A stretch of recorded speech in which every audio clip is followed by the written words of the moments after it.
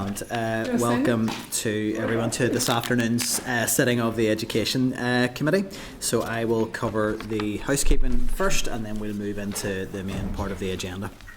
So I'll start by advising members that the committee meeting will be recorded and broadcast throughout Parliament buildings and online, and I would advise those in the public gallery that they're welcome to use mobile devices as long as they're in airplane mode and that all devices are muted, and it's not permitted to take photographs or record any part of the meeting. So that takes us to item 1 on the agenda, and that's apologies. So I have apology from Cara Hunter, an apology for lateness from John, and I know that I think we have an ongoing I was going to say ongoing apology from Gary, but no, we're welcoming back Peter Martin back to Education Committee today. Thank you, Chair. Good to have you back. And then I know amazing to be here. Kathy and Danny, I know, are caught at an event currently and are hopefully on their way. So we'll hopefully be up to full complement or close enough fairly soon.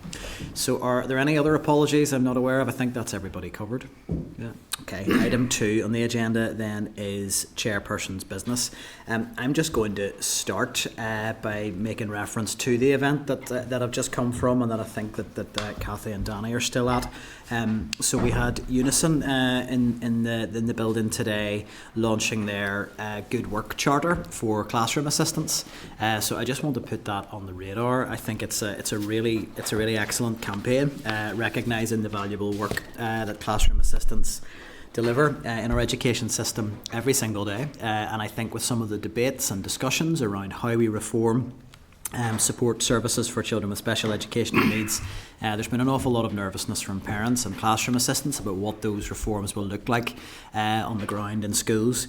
So I think this is actually a really positive intervention from Unison into this space, and it's making some calls around fair pay, good terms and conditions for classroom assistants, valuing the work of classroom assistants in terms of job descriptions that reflect the work that they do, giving classroom assistants access to professional development and career progression, and also ensuring that classroom assistants are at the table when it comes to any discussions or policy formation around special educational needs, or indeed the delivery of education in the classroom at any level. So I think those are 4 points that I would hope everyone in the committee would be able to get behind. But I thought it might be a good opportunity, particularly given some of the discussions and evidence that we've heard from EA and department in this space recently, of perhaps writing to the EA and the Minister to bring the Good Work Charter to their attention, but to seek clarity from them around how they plan to respond to those 4 asks, and I think particularly in terms of how they might really meaningfully engage classroom assistants in the policy discussions around SEN reform in particular. There were a number of actions relating to that in the SEN reform delivery plan, so it'd be good to maybe get a sense of where that's at and how that's going to be delivered if members are all agreed with that. Agreed? Okay.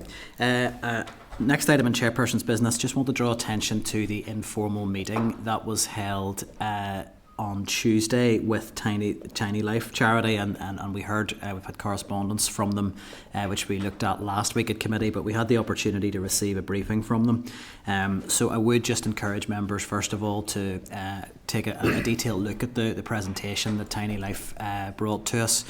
It really did highlight just the extent to which that their work around supporting children born prematurely and their families, just how vital that work is and how many areas of policy that it crosses over with the department and areas of priority for the department, tackling educational disadvantage, the special educational needs agenda, early education, early years issues. There were so many areas that it crossed over with. So I would just bring that to members' attention and perhaps just want to suggest that I know we did write to the Minister in relation to the ongoing funding for Tiny Life, but I would want to propose that we perhaps do just send another letter at this stage to emphasise that we have now heard from them, and to ask the Minister maybe for a little bit more information around where he sees the work that Tiny Life delivers fitting in with those key strategic priorities for the department, and if the funding isn't renewed, how is that gap going to be filled? Because these families were quite clear that really accessing education for those children would have been hugely challenging. That transition into early education and then on into P1, that the support of Tiny Life was absolutely invaluable for them. So I would be keen to get a view from the Minister around, how he assesses the impact of loss of funding, and Tiny Life were quite clear that they wanted the committee to pick that issue up in particular. And again, just to highlight perhaps with the department just how urgent this is. We now have staff on protective notice, so that there is a concern that if this service is lost, it won't come back, and it really is a vital one in the system. So unless anyone has else to add, just to seek agreement to that proposal, we're agreed. Okay, and then I'll just briefly note, I'm sure we'll be having plenty of discussions around the two private members' bills that passed through first stage this week. So we have the Irish Medium Education Workforce Plan Bill, which has been brought by the Deputy Chair Pat Sheehan, and the Education Holiday Meal Payments Bill brought by Danny Baker. So those both went through first stage in the Assembly this week. And once we have second stage concluded, we will be commencing our committee stage on those bills. So it's just to flag that, and again, two more pieces of legislation, which means we are likely to have a fairly busy work plan post Easter recess in terms of the legislative items on the agenda. But unless either of the members have anything to add, we're early days at this stage. Well, Chair, my bill has only one substantive clause, so I'm expected to sail through this committee in a matter of days. I think there may be members of this committee happy to give you a good grilling on that bill, Pat. And Danny, anything to add? Yeah, mine should sail through as well. We'll watch the space. The appropriate scrutiny will be applied, I can assure everybody. Item 3 on the agenda there is declarations of interest. Can I ask any members if they have any declarations they wish to make in relation to any items on today's agenda? No. If that should change, obviously indicate, and that can be noted. Item 4 on the agenda is matters arising. I'll just mention this very briefly, as it may just feed into the two evidence sessions that we have today on the proposed committee bill, although we can deal with it at correspondence stage as well, substantively. It is just to flag that we have had a piece of correspondence through from the Free Presbyterian Church making a specific request that any legislative proposal around pupils being afforded the right to wear trousers as part of the school uniform, that independent schools be exempted from that, and they've highlighted sort of specific religious ethos of their schools in that regard. So that may be something with the two particular witnesses we have in today we may be able to pick up, but we can deal with it substantively at correspondence stage as well, as there may be a need to seek some legal advice around the best approach in relation to that request. Okay, unless anyone has anything to add, we'll move on to item 5. Yeah. Sorry, just I'm not sure if now is the right place to bring it up under matters arising, but I've had some contact from some parents in recent days around I suppose a fear that they're hearing rumours about the summer scheme provision within special schools being in jeopardy. Basically they have their dates and things confirmed by now, but they haven't had them, and we're hearing that it's around the working together with the Department of Health, lack maybe of working with Department of Health and having the support, the medical, I suppose, support there around the summer schemes. I don't need to tell anybody in this room that these summer schemes for these children and for these parents are a lifeline during the summer when they're not able to be at school. And I just feel like, well, first of all, we need some clarity around it. We need some clarity as to around what work's happening between education and health on this issue. We're now in March, and these summer schemes are supposed to take place during the summer. And I just feel like here we go again, that there's these the most vulnerable children are being impacted again. It just feels like we're just in another situation where the EA are firefighting with services, and these are the services that are being stripped, those low-hanging fruits.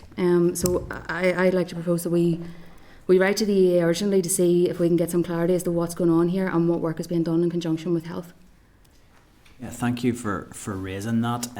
And if I recall correctly, I think the committee had put on record last year that because it kind of went right down to the wire with funding for the summer schemes, and it meant that some schools were actually provided with approval of funding so late that they weren't able to staff them. And I think we had asked the Minister to really give due consideration to early notification of the funding being made available. Now, don't think we hope that would be early notification that the funding wouldn't be made available, so that is absolutely not where we want to be. I could be wrong. I think the funding comes centrally from department, so it might be, but I mean, look, we can write to both if members are agreed. Yeah. I would suggest we also write to the Health Minister if there's a health angle here, and share that with the Health Committee if members are agreed. I think we all know how important this is for families in our constituencies. I mean, although you've spoken there about funding, some of what we're hearing is that the Education Department, or the EA, whoever it is, and the Health Department can't agree on providing support on health and safety grounds. It's not so much a matter of funding as the lack of collaboration between the two departments, and I think it would be absolutely disgraceful. These summer schemes for children with special needs, that the two departments can't get their heads together and sort something out. It beggars belief that could actually happen. So, well, I think we're agreed on that, and certainly we'll make sure that's reflected then in the correspondence around it's to do with actually ensuring the provision can be put in place in terms of that collaboration with health and education. Yeah, no, I suppose any questions I have are probably more relevant whenever we have a response. But from what Pat's saying, and I understand, we can always focus, and I've asked many questions on the collaboration between the two. The hesitancy, in my experience, has almost universally come from the Department of Health, and I'd be concerned, and I've said this before.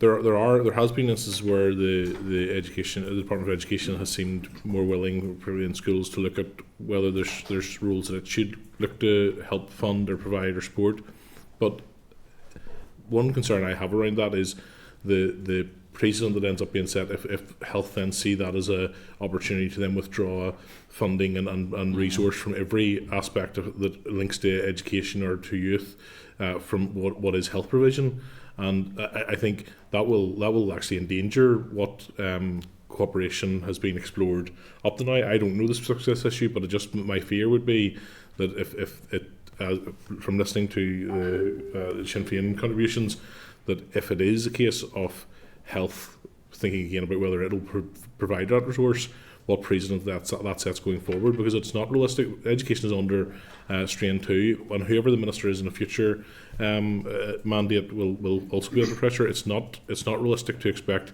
that education will simply step in and pay for health provision for anything that's linked to education and youth. There has to be cooperation. So I would be just slightly concerned about what that might mean, but I'll wait for the response before we can interrogate that. Yeah, no, well, I think there's agreement that we get correspondence away. I think what you're mentioning there, David, does speak to the fact that there is a gap here. There doesn't seem to be clarity around whether there is, and I'm not convinced there is, statutory responsibility to provide this, but yet we know that it's absolutely essential for parents. So that is a difficulty in this space. I don't want to drag this conversation out any longer than we need to, but why can the Health Minister and the Education Minister not pick up the phone to each other and sort this out in 10 minutes? And that's all that's needed. I mean, whatever resource is involved, it's a drop in the ocean compared to the two budgets that both departments have. I mean, if the fault lies with the Health Minister, then let's identify that. If it lies with the Education Minister, let's identify that. But it sounds to me like it's both. We get back to the old testament of the Children's Services Cooperation Act, and they should by default be working together in the best interests of children. Peter? Let me drag it out a wee bit further then. I mean, we don't know whose fault it is. Obviously, I take the... Well, I take the evidence at face value from Pat and Kathy, but we haven't seen anything on paper. I'd actually want to, before we pass judgment on either minister, to actually have some documents actually write out to both ministers and say, like, what's going on, with a view to getting it sorted, obviously. But let's find out the facts, find out where the pressure points are, and get them resolved. I think we need to do that before we actually start saying, look, it's here or it's there. Just my view. Let's get the correspondence away. I'm Yep. agreed on that. And Kathy and then Danny. Just really to short. quickly round it off. Yeah. Sure, because it was me that brought this up. Peter, I understand what you're saying about taking evidence at face value, but when parents are contacting us, it's them that are sitting at home right now going, am I not going to have this? Are my children not going to have this? Yeah. And it's those children with special educational needs, once again, who are being impacted the most by these things. Yeah. No one was doing a blame game there. What we were saying is we need to find out what exactly is happening here and get some sort of solution for these children who might actually face sitting at home all summer. Which is, the Chair, unacceptable. I mean, Pat was sort of saying it's either the Health Minister or the Education Minister's fault. I think that's, we don't actually have that. I agree with you, Kathy. We need to drill down, we need to get it sorted. But I prefer not to get into a blame game until we actually have facts in front of the committee. Danny, you'd indicated. Yeah. And what can't happen is that anything falls more pressure on our school leaders, which could tend to happen. Where it goes, well, we can give you this, but you need to run off and get whatever. That can't happen. Okay, so whatever the nuances of where we think this might land in the end, that there's agreement that this is a really important issue for parents and schools, and we need to get that correspondence away. So we will keep a close eye on a response coming in. Okay, item 5 then on the agenda is the draft minutes. So I'd refer members to the minutes of the draft minutes of the Education Committee meeting of the 25th of February, 26, page 8, and I would seek agreement from members that that is a complete and accurate record of proceedings. Is that agreed? Mhm. Agreed.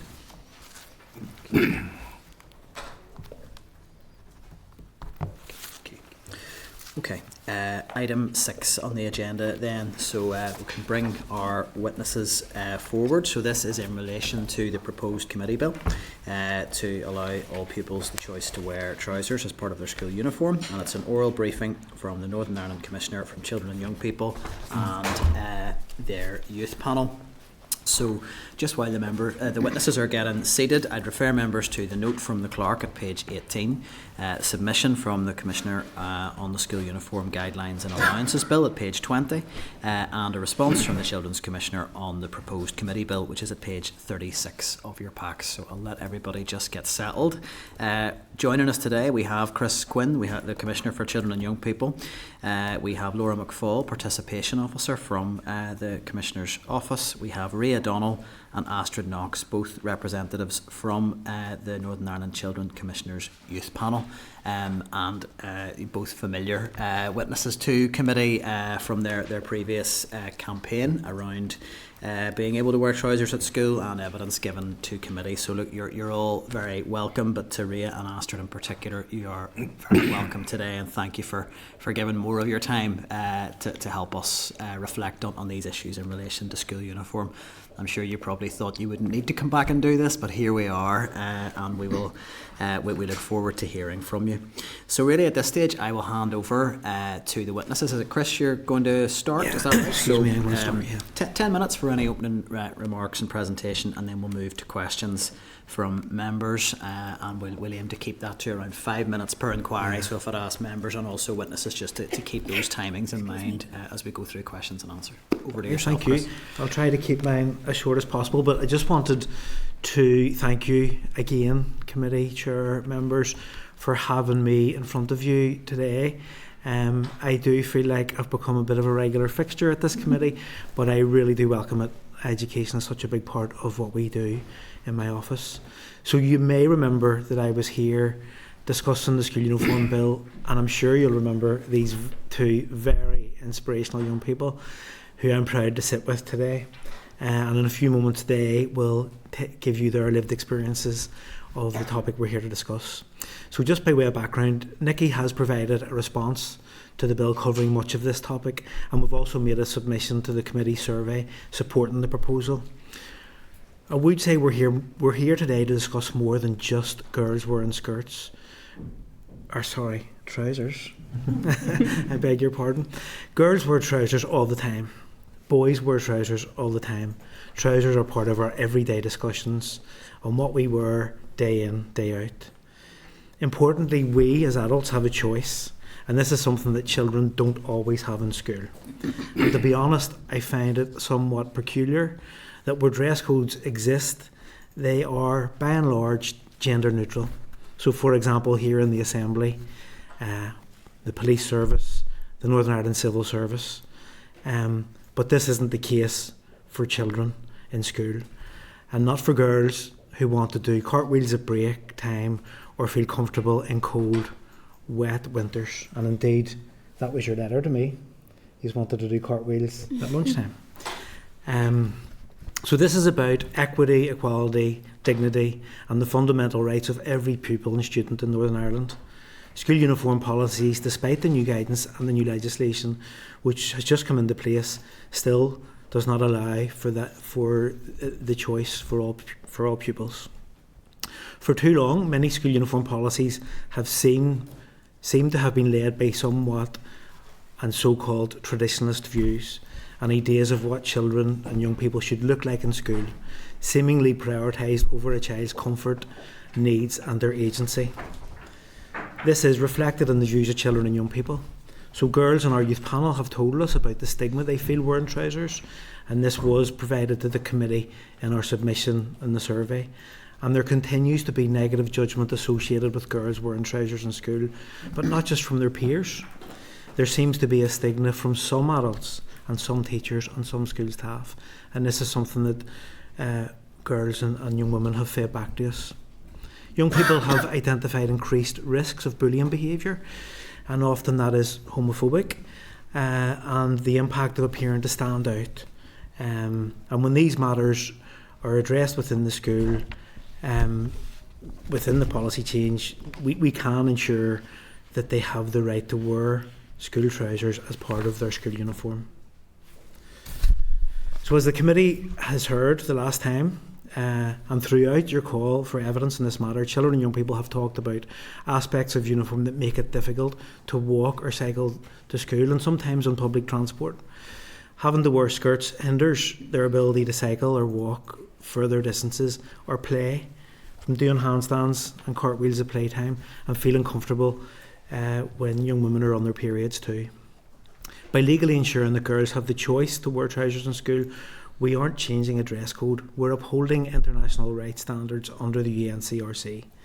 Children and young people in Northern Ireland are rights holders, and adults are duty bearers responsible for upholding, promoting and fulfilling those rights. That includes all of us in this room today, as members of society, as members of this committee and as members of the Assembly. Astrid and Ria will talk to you more about rights in a few moments. Their right to play, their right to be heard, their right for freedom of expression. But I just want to highlight Article 2 of the UNCRC, which highlights that no child should be treated differently or disadvantaged based on their gender. This is a fundamental part of today's discussion. So I support the committee's proposed intention to put in statute the right to wear trousers, and I see this as a move forward towards more inclusive school environment, moving away from outdated policy which serves little purpose. It may also help with the bill's original purpose to help address the sometimes extortionate expense of school uniforms that is crippling so many families. So look, I'll pause there and I'll pass to Astrid and Ria. Thank you for having us at the committee again to talk about the importance of girls being allowed to wear trousers to school. We have been campaigning for this over a year now, and the experience of girls haven't changed. We are here today to ask for your help to make sure girls are safe and comfortable during the school day, and that they can take part in play and active travel on the way to school and at break times. As many of you know, we had a successful campaign in our primary school to allow girls to wear trousers if they chose to. This has made a difference for many girls, but there are still way too many who aren't being listened to when they give very valid reasons why they want to wear trousers. Astrid and I are now in a grammar school, and we have to wear skirts which are thin, not practical and expensive. They aren't suitable for Northern Ireland weather and walks up the hill in the wind. But this isn't just about us. We want to make sure that all girls can be allowed to wear trousers if that makes them more comfortable and more active, and that we can just get on with our education and activities. We know that some of you think it should be up to individual schools to devise the uniform policy, but this makes a difference across schools and even within schools. There are different opinions from different teachers. We want to make sure that all girls can enjoy their rights. Article number 3 is to act in the best interests of the child. Adults should always do what is best for us as children. This means that our ability to play, focus on education and experience equality should be important to schools and important to all of the Education Committee too. Article 5 is on family guidance as children develop. Our parents support our decision to wear trousers to school, and our teachers and parents guide us in using our voices. Article 12 is all about having respect for children's views. We feel that at times our concerns may have been dismissed or washed over. We haven't been given any proper real reasons why we have to wear skirts, but we have plenty of reasons why we shouldn't have to. Adults should not only listen to us, but also take our views seriously and use these views in decision making. Article 16 is for the protection of privacy. When wearing a skirt, even with shorts underneath, it can be uncomfortable and embarrassing if your skirt blows up. Having to wear tight leggings in PE class makes some of us feel uncomfortable. We don't know why we can't wear jogging bottoms like the boys, as it makes us feel more comfortable. As we grow, changes in our bodies make our privacy even more important for girls. Article 23 talks about children with disabilities. We want to make sure that all children with disabilities or even short-term health issues can easily make the choice to wear trousers if that's easier for them. Article 28 is access to education. We know lots of girls that are distracted by the feeling of their uniform. This stops them from being able to focus and learn. Article 29 is about the aims of education, which are more than our tests. Our comfort would allow us to explore our talents. We aren't alone in this. The camogie players are clear that shorts would make their sport easier. Article 31 is about rest, play, culture and arts. We want to be able to play and dance freely at break times without our skirts going up. We should also be able to travel easily to school by bike or walking and not be worried about getting cold or our skirts caught in the bike. We even have a lead academic whose research tells us that skirts restrict movement and girls' health. We have provided a letter for her of her support. We have also been asked to write about this for her blog and campaign group. Article 42 says that everyone should know about children's rights. We are asking you to make sure that people involved in making this decision at the Assembly know why this is a children's rights issue, and that schools also know that children's rights should be a key factor in all decisions made about us. The UNCRC committee talked to children and young people about how climate change impacts their rights. We know that our climate is changing. We are probably to have more wet and windy winters, and we need to make sure that we can make choices about our clothes. Girls and young women want to see this change. Experts support our campaign. Northern Ireland Children and Young People's Commissioner Chris Quinn supports our campaign. Dr. Mairead Ryan supports our campaign as a lead researcher on the impact of uniforms on children's health. She has shown that girls' activity levels go down if they are made to wear skirts. As one girl told the BBC recently, the option for girls to wear trousers should be a no-brainer. Will you please make sure all girls can feel comfortable, safe and active as they go to school? Thank you. Yeah, that's a fantastic presentation. Thank you for your evidence. I just want to make a couple of comments to start with. I mean, I never think it's a great starting point in life to do something because it's what we've always done, and it seems to be that for a lot of schools that's really where we are. I don't think that's ever a good starting point for making policy. It needs to be rational, and there need to be clear reasons for it. And I think actually what you set out today is perhaps the first time that's been very clearly articulated in that way, to say that there are lots and lots of reasons that you have so clearly articulated why girls should not be compelled to wear skirts, and no reasons that we can really understand as to why they should be required to wear them, and that makes the policy feel irrational, and it does, for me, really raise the question of why this wasn't dealt with in the original legislation. But that's why we are where we are. So I wanted to start that aside. That is just my view on this issue. But you referenced at the start, Chris, the campaign that Ria and Astrid ran on this. So having gone through that experience of running that campaign to secure the right to wear trousers in your primary school, I wanted you just to reflect on some of the comments that the Minister has made when he has been questioned around why he didn't include the option of wearing trousers for all pupils in his original legislation. And he has suggested that he feels his legislation in some way enhanced the ability for girls to campaign on this issue. What's your response to that? Is that the right approach to this to give people the right to campaign, or do you think something more should be done?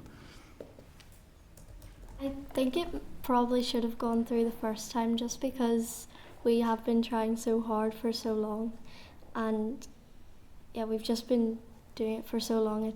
I think it should have gone through.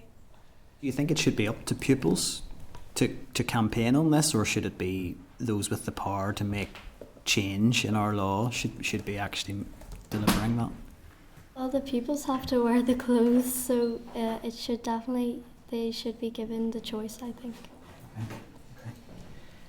Could I ask, and you've referenced it a little bit in your presentation, you began to reference and maybe didn't go into as much detail, but there was maybe a suggestion that when this issue comes down to sort of discretion at schools, so schools being able to say, okay, you can come and ask us if you want to wear trousers and we may alter our policy. Whenever it's sort of a special case being made or an exception being made for a pupil, what's the impact of that on a pupil when it's something that they have to seek permission for rather than simply being allowed to wear trousers? It takes extra time that shouldn't be needed. They should just have the choice to wear trousers or skirt if it makes them more comfortable. I think in addition to that, to some of the other children and young people we've spoken to, they feel that by having to ask for a special case, it singles them out, and that it becomes a bigger issue than it needs to be, rather than just a broader choice of what to wear. So that was a concern, even from some girls who felt that who were campaigning in terms of menstruation, that they could wear trousers at that time if they felt that that was more comfortable. But again, it's singling them out and maybe forcing them to disclose something private that they shouldn't need to. If I could maybe just ask, just to finish, Chris or Laura, just my original question around the argument put forward by the Minister that his legislation enhanced the right to campaign on this issue and that girls should be pleased that they've now got the opportunity to have their voice heard on this. What's your response to that in terms of an appropriate policy intervention in this space? Yeah, I think my overall observation is that we now have a piece of guidance, and whilst there are positive things in that guidance is just guidance. We need, I suppose my questions would be around how some of these things are enforceable. Even looking over the guidance again today, for me there were grey areas on lots of aspects of it. I do welcome that the guidance mentions the United Nations Convention on the Rights of the Child. I welcome that people's voice is in there, but as Astrid and Ray have said, I think alluded to, it doesn't mandate action, so we can talk to pupils about what they view as a suitable uniform, but it doesn't compel. I think the words in the guidance are school managers. So there's a wee bit of grey area there too. Who is the school manager? Is it the Board of Governor? Is it the head teacher? And I know I'm probably going off topic, but I think for me, guidance is it could be stronger. Is the summary. I think 2 points just to reiterate what the girls have said in their own presentation. One is that they've been campaigning for this for over a year and that they just want to get on with their education and other activities and that they want that for other girls as well. Is that fair to say? The other thing is that people should know about children's rights. As duty bearers, we should know that what is the right thing to do, and we should, in public spaces, which all schools are publicly funded, be allowed to mandate that children have that option. Great, thank you. I'll bring the Deputy Chair in, and then if any other members Chair. want to indicate. And thanks, Ray and Astrid, for your evidence here today and the previous time you were here at the committee as well. And I'm just wondering, and you gave a long list of reasons why girls should have the right to wear trousers. Can you think of any reason why they shouldn't have that right? The only reason we've heard is that skirts look tidier than trousers, but boys wear trousers and they look tidy enough, so I can't wait. Well, I agree with you, and I agree with all the evidence that you gave. And just in terms of the Minister's bill, the uniform bill, the reason we are bringing this bill forward is because the minister's bill didn't go far enough. There were other flaws and weaknesses in that piece of legislation that we would have liked to change also. But given the complexity of it and the short time that's left before the end of the mandate, because it takes quite a long time for legislation to pass through the Assembly. And just to give you an example of that, on the first day that the Assembly came back, myself and Danny lodged 2 private members' bills with the Bills Office here, and it was only yesterday that they actually arrived on the floor of the Assembly, and there was no delay on our part. We did everything as quickly as we could, and yet it took 2 years. So that's the reason we're not bringing forward a more complex and a wider ranging bill. And we said, right, let's pick out one thing and focus on it, and that is to give girls the right to wear trousers. So I hope we get it finished before the end of this mandate, and I hope you all have the right to wear trousers. But I have no other questions for you, so thanks very much. You, Deputy Chair, and if we do get the bill over the line, I think it'll be both of you will deserve a huge amount of credit for the public attention you've brought to this. But I maintain it shouldn't fall to young people to have to campaign to deliver this sort of change when it can be delivered so straightforwardly. Cathy, you'd indicated next. Thanks, Chair. Thanks very much. You were so good the first time you were here that we had to have you back again. I feel like I should be asking you two for a selfie because I've seen you everywhere. There's a couple of things that I want to say. Pat mentioned there about their bills that have come through. On that same first day, I wanted to bring legislation through, a private member's bill on this issue, on school uniforms. You know, the chair was the same. So it's very, very annoying for me that I'm not sitting here today with a piece of legislation that actually could have made a difference, and we wouldn't have had to do this as well. Girls, you said there that you have spent a year, you have had to spend a year in doing this, and that this is extra time that, shouldn't be needed. You should have been able to be, I suppose, enjoying school and actually taking part in your education. Same for us. It's actually really annoying that we're having to sit here and do this as well when we should be looking at other legislation, but we've no choice to do that. I just wanted to ask you, yous have had the confidence to be able to go to your school principal and go to your school and fight and say that this is what we want and this is what we think is right. And that was a primary school. And yous are now at post-primary school and yous are in a grammar school. If you looked around at all of the other pupils, in your class, do you think everybody would have the same confidence, and especially at a secondary school as well, to be able to go to the principal or to be able to go to maybe a group of 5 or 6 adults on the Board of Governors to be able to say, no, actually, I think that we should be able to wear trousers, and do you think that they would always win that battle? I would hope that they would have the confidence to, because if you don't, then you're just never going to get what you need. Do you think they should have to do that? No, definitely not. I don't think so either. I think it should just be a choice. Sure, I don't have any other questions either. Thank you. Could I just come in the back of your question there, Cathy? And I think it's a really important one because Astrid and Ria, at their young age, I think you were 13 yesterday. I had you older than you are. I have a 12-year-old son, and he would never have the confidence to sit in this committee room or to have that conversation with his teachers. I think we need to recognise that, from my perspective, Astrid and Ria they've broke the mould, so to speak, and they have support. Their parents are behind us here. So they have support from child's rights defenders in the gallery who have, I suppose, encouraged and supported your campaign, and that's really important. But not all children have those things, and we do meet children. I met a young person today who was a school refuser from second year, based on being bullied, and we're hearing accounts of young women being bullied and stigmatised for wearing trousers or maybe not being able to afford a particular uniform. So I think for lots of children it's not, they don't have the capacity always. but that's not to take away from you. You've done a great job. Absolutely. So well done. You, Chris. Donna, you had indicated? Oh, thank you, Chair. And thank you. Great campaign that you have had. And it was such a good campaign that this is why we're back doing this. You put it very much on the front of what we needed to do.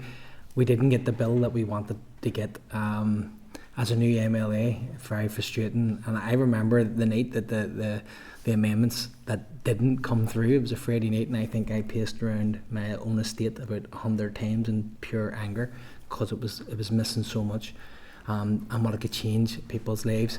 I suppose I just want to ask you, because you've really covered this, I know you're about this particular part of it, is there anything you would have liked to have seen go alongside it if we could have done it? Maybe if I could just help you. If you remember last time we were here, there were lots of things in the bill. So I know your campaign was very much about your right to wear trousers. One of the things that we discussed a lot as adults, as a commissioner, what I heard a lot was about comfort. That's my thought. About cost, about flexibility. I suppose what my answer to that, Danny, whilst I give the girls a chance to think, would be around cost. You know, we're living in a society where 1 in 4 children are living in poverty. I speak a lot with parents and grandparents, carers who are struggling to make ends meet. The cost of living is just going through the roof. We've now a war in the Middle East where we're seeing fuel prices increase. So I would have liked to have seen more done on cost. But sorry, I put you on spot because you've written about the treasures, but it was actually the reason I asked. That was as I was coming in, it just showed at the cafe day quicker. A parent had just sent me a message saying, this has just landed from my school, they're changing their PE kit. I thought this was all sorted out. There's £100 I have to drop here, I don't have. Nice one.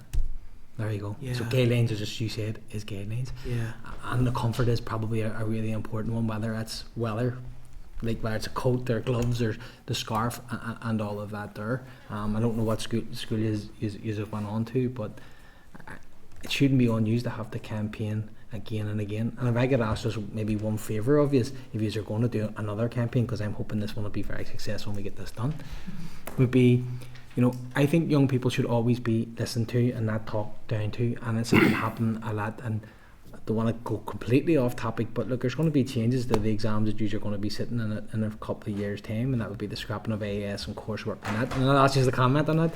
But if you want to go back into your wee groups and you do it, please campaign on that there for me, would you please? Thank you. yeah.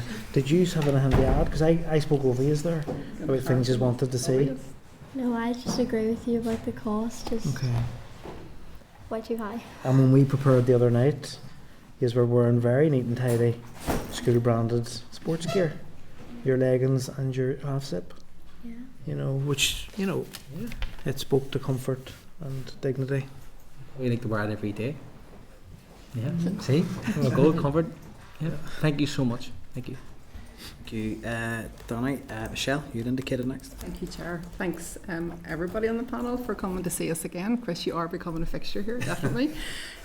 Just to build on what Danny said, I hope you don't feel being here today reflects that your campaign failed in any way. If anything, it succeeded because we felt so strongly, and the evidence you and others gave us was so compelling that we felt like we had to actually take this forward and we had to legislate for it. So you've done an amazing job. And thank you for being so compelling and so articulate in doing that for us. I have thought about the reasons why this isn't happening. I think on one end of the spectrum, it feels really hostile not to do it. On the other side, it just feels kind of weird. Why would you not let girls? I think that's the word we settled on the last time, which is this is just weird.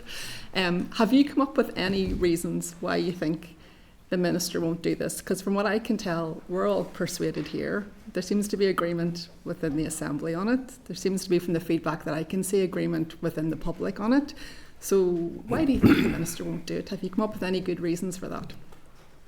I'm not 100% sure why we haven't got it through yet. Would you feel safe saying what you said to me in the steps out the front? On the way up, you were thinking why it isn't done. Can you remember? No. I suppose we were just chatting out the front, and I think it was you that said that you just didn't understand why. Just get it done. But I can't remember your exact words. But we were kind of on the same lines, but we're thinking, right, what are the barriers? Let's consider this. You know, what could be the reasons not? But from my recollection of our conversation, I suppose your frustration was that we just haven't done it yet. But look, I think your question is a valid one. And I suppose I as Commissioner, I would love to understand more the barriers, and you know, I think reassure people. You know, we do hear about tradition, and we hear about you know, some uniforms do look beautiful, like, you know, they do look really nice. But I think what we're trying to say is that choice, you know, choice and comfort is a big thing for me. So I don't know for sure what the barriers are, but I would like to understand them more. We've been given a reason, but I'm not sure it really explains sufficiently why you wouldn't just do this when it's not even requiring legislation. You could just write it into the guidance. The only thing, actually, Chris, would be a question for you. If we can't get this legislation done for whatever reason, if we run out of time, you've mentioned that this, in your view, is a breach of rights. Is there anything more that you're able to do in that context to kind of compel or persuade or put pressure to get this done? Yeah, well, look, I suppose from my perspective, I do sit in a privileged position, and the duties and powers of my office enable me to do certain things. I talk to young people about your rights being your superpowers. I suppose in some ways I have superpowers too, but those powers include advice, providing advice to government, and analysing, you know, law and practice. So I can advise. I think what I can't do is compel, you know, but I will continue to advise government on all of these issues. And I think we do need to move somewhat in terms of more child's rights compliant policy making. I would advocate strongly for child's rights impact assessments as being mandatory, and that did come out across the UK in terms of the COVID inquiry. So I think there are steps that we can take to make all of our laws and policies. But to answer your question, I will continue to advise on this matter if we don't get the legislative change that we need. Thank you. Thank you, Michelle. Any other indications? David? Thanks, Chair. I don't have a question. I think we've been through the sort of issues that relate to this, if not today, when you were previously here. And I think I said then, as I say now, I just want to congratulate you on your campaign for speaking, because it does take confidence to own anything that you believe in, to sort of step up and not just advocate for it within your schools, but actually do. I mean, I was politically interested at a very young age, but I don't think I would have had the confidence, and I did get involved in things later on, but I don't think I would have had the confidence at your age to have now, as you have, appeared twice before committee. And I want to congratulate you on that, because I think whatever issue you're campaigning on, I think that's something to be respected.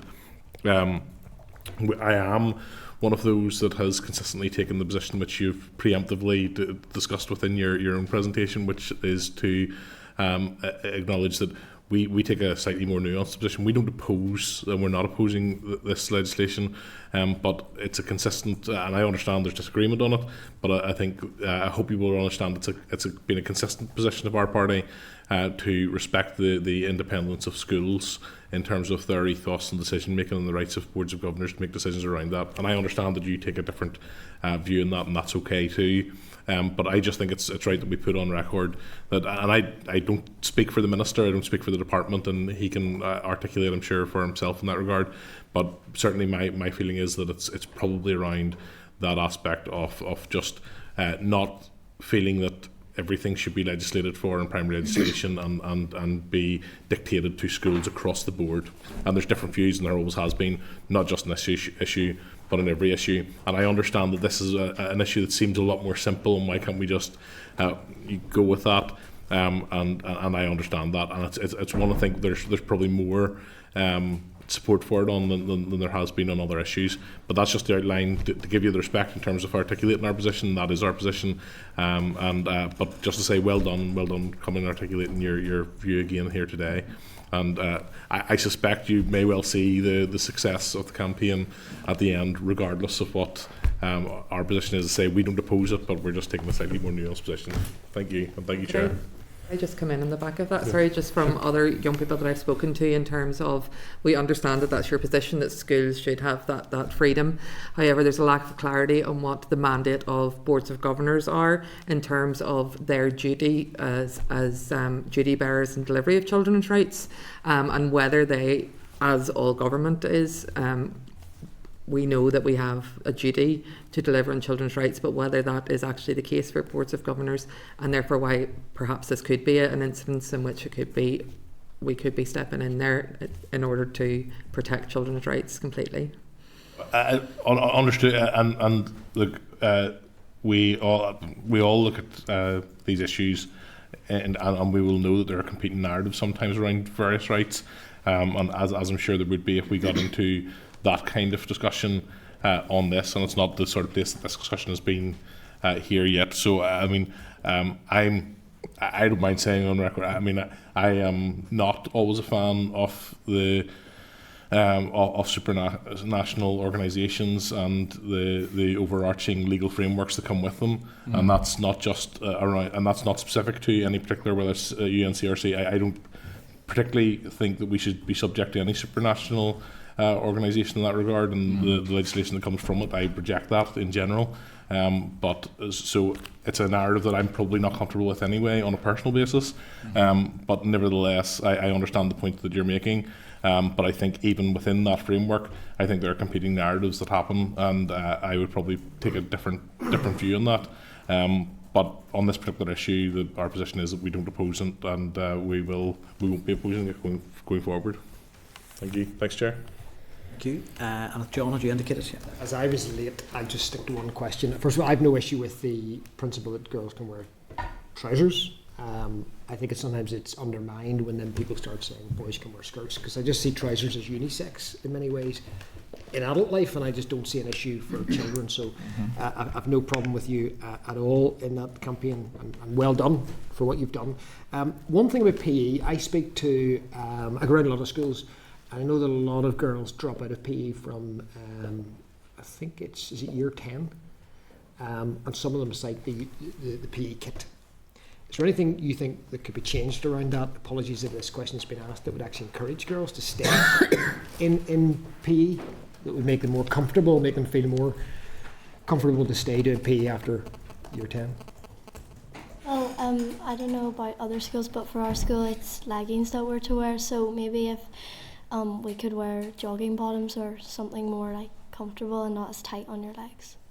That would be practically helpful. Yeah. Might encourage someone to keep doing PE when they've got a choice not to do it. Okay, that's really useful. Thank you.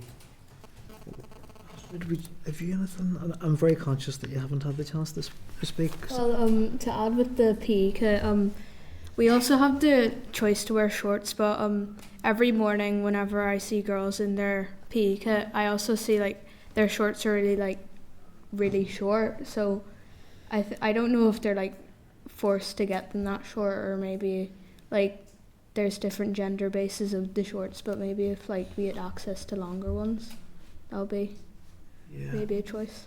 Thank you. And it might be useful to share with you, there was a paper that was put together by the European Network of Ombudspersons for Children, published in September, and it was around children's right to physical education.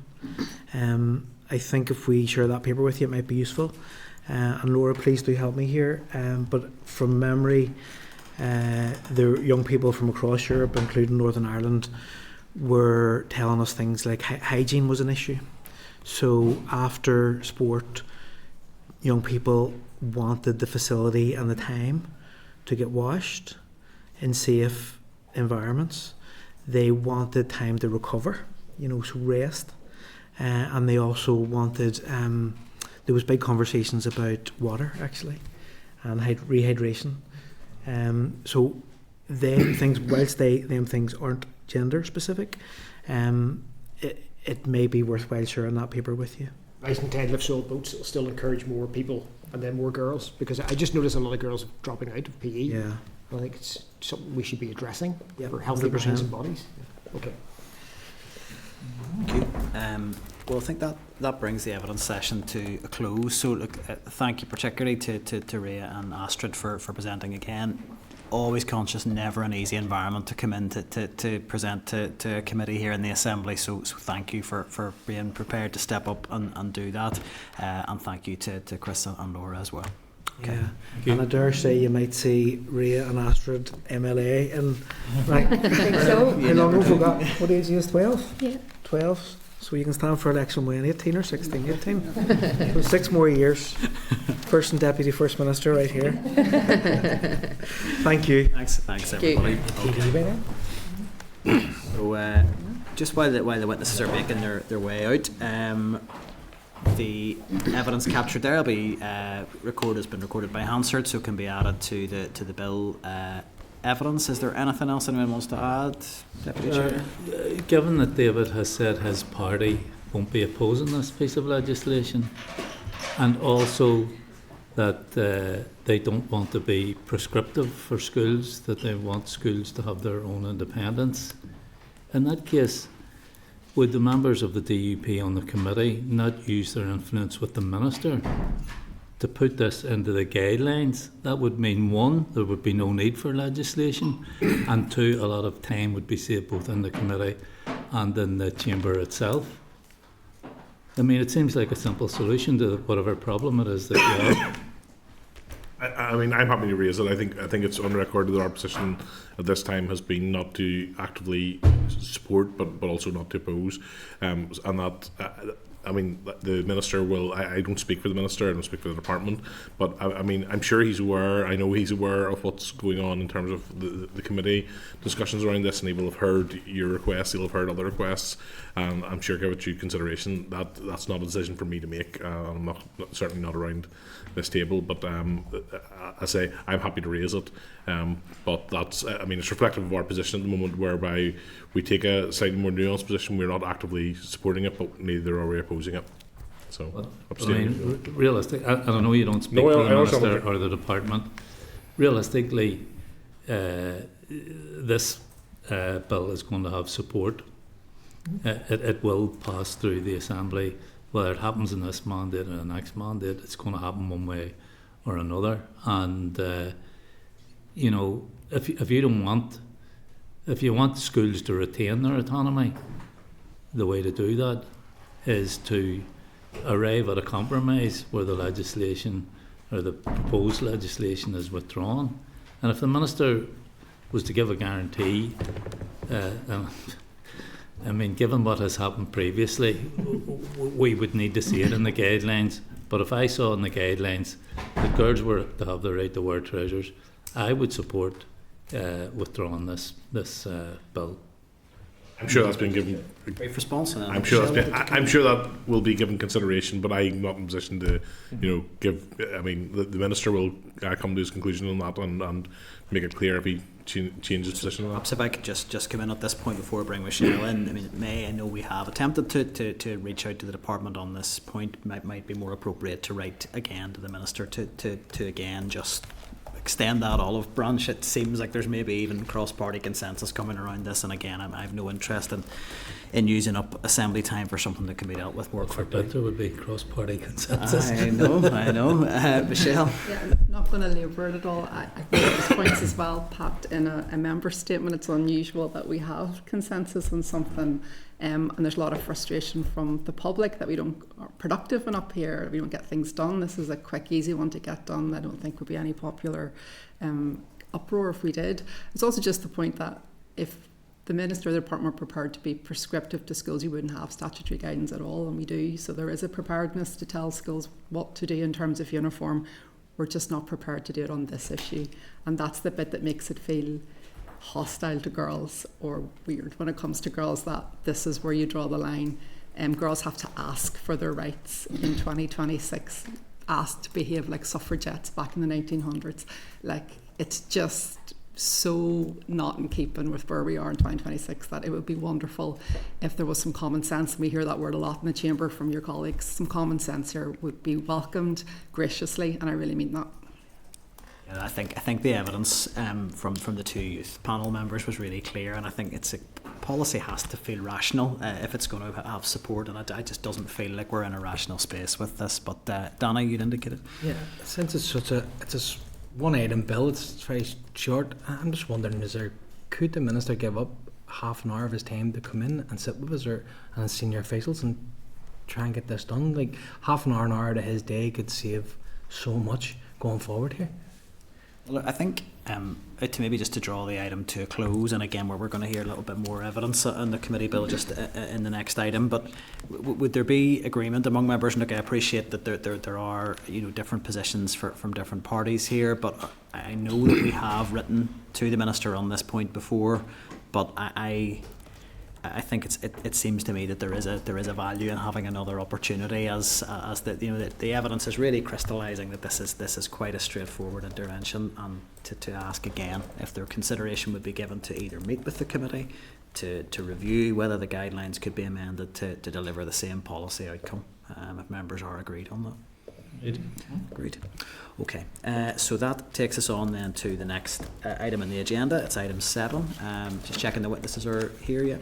So again, evidence on the proposed committee bill to allow all pupils the choice to wear trousers as part of their school uniform, and it's an oral briefing from the Northern Ireland Human Rights Commission. So I'd refer members to the note from the clerk at page 40 and the submission to the committee bill consultation from the Northern Ireland Human Rights Commission at page 41. So I think the witnesses are just coming through, so while they're making their way in, I can confirm that we have Alison Kilpatrick, Chief Commissioner with the Commission, joining us now, I think. Yes.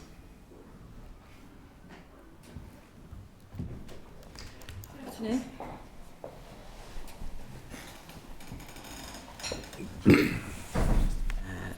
Let everybody take their seats. So we also have from the Commission, we have Colin Cahy and Emma Osborne also joining us, so you're all very welcome today. So I'm just really going to hand over to yourselves. I don't need to rehearse the drill here for you, so any opening remarks or presentation from yourselves, I would ask for that to be up to 10 minutes, and then we'll move into question and answer from members. We'll aim to keep each line of questioning from each member to a 5-minute engagement. Is it yourself, Alison, who'll be leading? It is, that's I'm fine. afraid. I'll hand over to you then. Just a few opening remarks, and I think probably better served by us answering your questions rather than saying too much at this stage. But thank you for the invitation to meet you. We've been invited to add to our written evidence, which you got most recently by way of a letter, regarding the right for girl children to choose to wear trousers to school, or, as we put it in our letter, a right not to wear skirts. And I think when you look at it that way, this takes on a different perspective. I don't think there is any serious disagreement on the principle that girls should be entitled to ask to wear trousers instead of skirts. The issue is whether they should have a right to choose, which is enforced for them, not by them. The Minister for Education refers to the legal right of a girl to petition a school in answer to the issue, but we say that it's more theoretical and illusory than practical. We advise that if it is right that girls are given a choice, and we say it is, it's not right to place a burden on them to secure it. There are a number of risks associated with challenging one's school, which a child should not be burdened by. It's also likely, in our view, to lead to inconsistency across Northern Ireland and create more distraction for teachers and pupils. It's the responsibility of the department to ensure that all children enjoy the right to be educated without discrimination and to receive that education in clothing that is comfortable, practical and not discriminatory. Earlier, we were asked to consider the pros and cons of making such provision by a standalone bill or by amendment to the School Uniforms Guidelines and Allowances Act.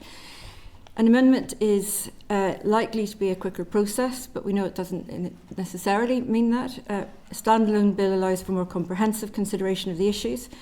Law should be clear, accessible, predictable. Ultimately, however, it's not really for us to advise on the appropriate legislative process, so long as it does ensure those principles are adhered to.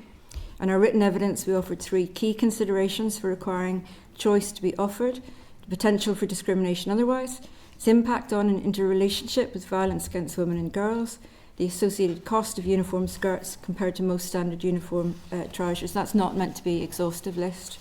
We encourage the committee to engage widely with children and young people to hear why it matters to them. And I know you've just concluded a session with two very impressive girls who are making the point for themselves. So there is no specific right to which we can direct you to choose to wear trousers to school, but that's not surprising. It's not how the ECHR works. In our view, such a right is, however, clearly established if one looks at the interplay of the various ECHR rights.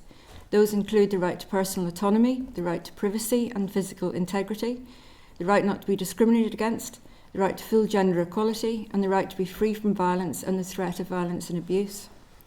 The right of a child to education is reflected across several human rights instruments to which the UK and by extension NI are bound.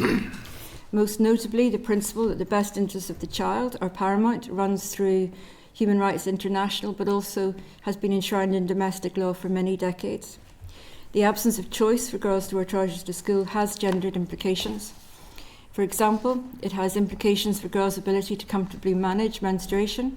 It can lead to gender stereotyping and the sexualisation of girls. It can leave girls exposed to the elements and also to unwanted intrusions such as upskirting. And that's so common that it has become a criminal offence. It had to be created for this purpose. And that's not a minor problem, it's a severe problem. And I'm sure I don't need to tell any of you that Giselle Pellico's perpetrator was caught not because of what he did to her, but because he was caught upskirting in public, which had just been made a criminal offence in France. The gendered nature of dress also creates anxiety for transgender and gender non-conforming peoples who may otherwise choose not to wear a skirt. Article 14 of the ECHR protects against discrimination on multiple grounds and includes other status. And this goes beyond domestic employment and other equality laws. Other status is taken to have a wide meaning, to be inclusive of gender identity and sexual orientation. The Commission has also raised the issue of school uniform costs.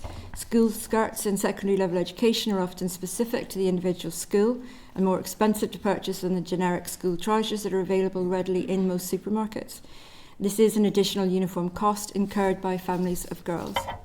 Again, not a minor point. Girls' uniforms are more expensive, making families of girls face a higher burden in sending their daughters to school, and this has an obvious direct impact on their ability to access education. And some of the parents that I've spoken to have said a few pounds can make all the difference, and it does affect their choice of school. If there is to be legislation on this issue, an equality impact assessment is likely to be required.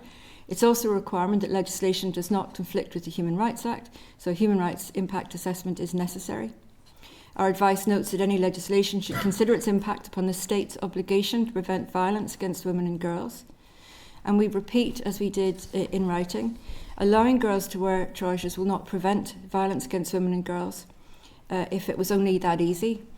Girls should be able to wear skirts without being concerned about victimisation. The onus should never be on policing girls' dress, but about recognising that girls are more vulnerable to certain types of violence, including upskirting, and that they should be allowed to choose what they wear. The ability to choose to wear trousers may alleviate concerns that many girls have and allow them to feel more comfortable and confident on the journey to, during and coming home from school.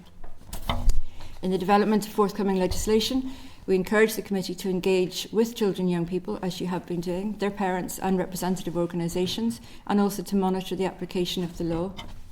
Ultimately, uniforms can serve an important purpose. They are important to many schools, parents and children. This is not about that. It is about the requirement for girls in some schools to wear a uniform that exposes them, makes them feel vulnerable, that is not practical and is stereotyping. Times change, and we know more now than we used to. What was once considered traditional is no longer recognised as such. If there is a balancing exercise to be conducted, the balance should come down clearly in favour of girls not being forced to wear skirts if they do not want to. Many experts recommend gender-neutral uniforms in schools. We encourage Northern Ireland to consider that, but we cannot advise that it is a human rights standard that must be applied yet. So I finish there. Thank you. Thank you. And I'll maybe pick up on some of the specific elements of your evidence in a moment, and I just wanted to flag an initial issue as a starter, and if it's not something that you have had an opportunity to consider it, then there's no pressure to answer the question. But we had received some correspondence from the Free Presbyterian Church in relation to the bill, quite specifically, making a request that the committee consider not extending any legislation we would bring forward to independent schools on the basis that they may have uniform policies that are informed by particular religious beliefs. And they did highlight the right to for the parent for the child to be educated in keeping with their religious and philosophical beliefs. I may not have quoted that exactly accurately, and I'm sure you'll be able to correct me on that. I wondered if you did have a view on that as to whether that would be an appropriate approach for the committee to take, or if there are any potential implications we wouldn't have considered around that specific issue. If that's something that you needed time to come back to us in writing, and I would certainly welcome your views on that. But I'll put it out there as a starter. Maybe what I'll do is respond in brief, Yes. and we can come back to you further. Yes. There is quite a bit could be said about it. Yes. The first important thing to say is that we value and respect and will protect the right of people to express their religion. That is as fundamental as any of the other rights in the ECHR. That's not, however, to the exclusion of everything else. And that's why I mentioned in my opening a balancing exercise.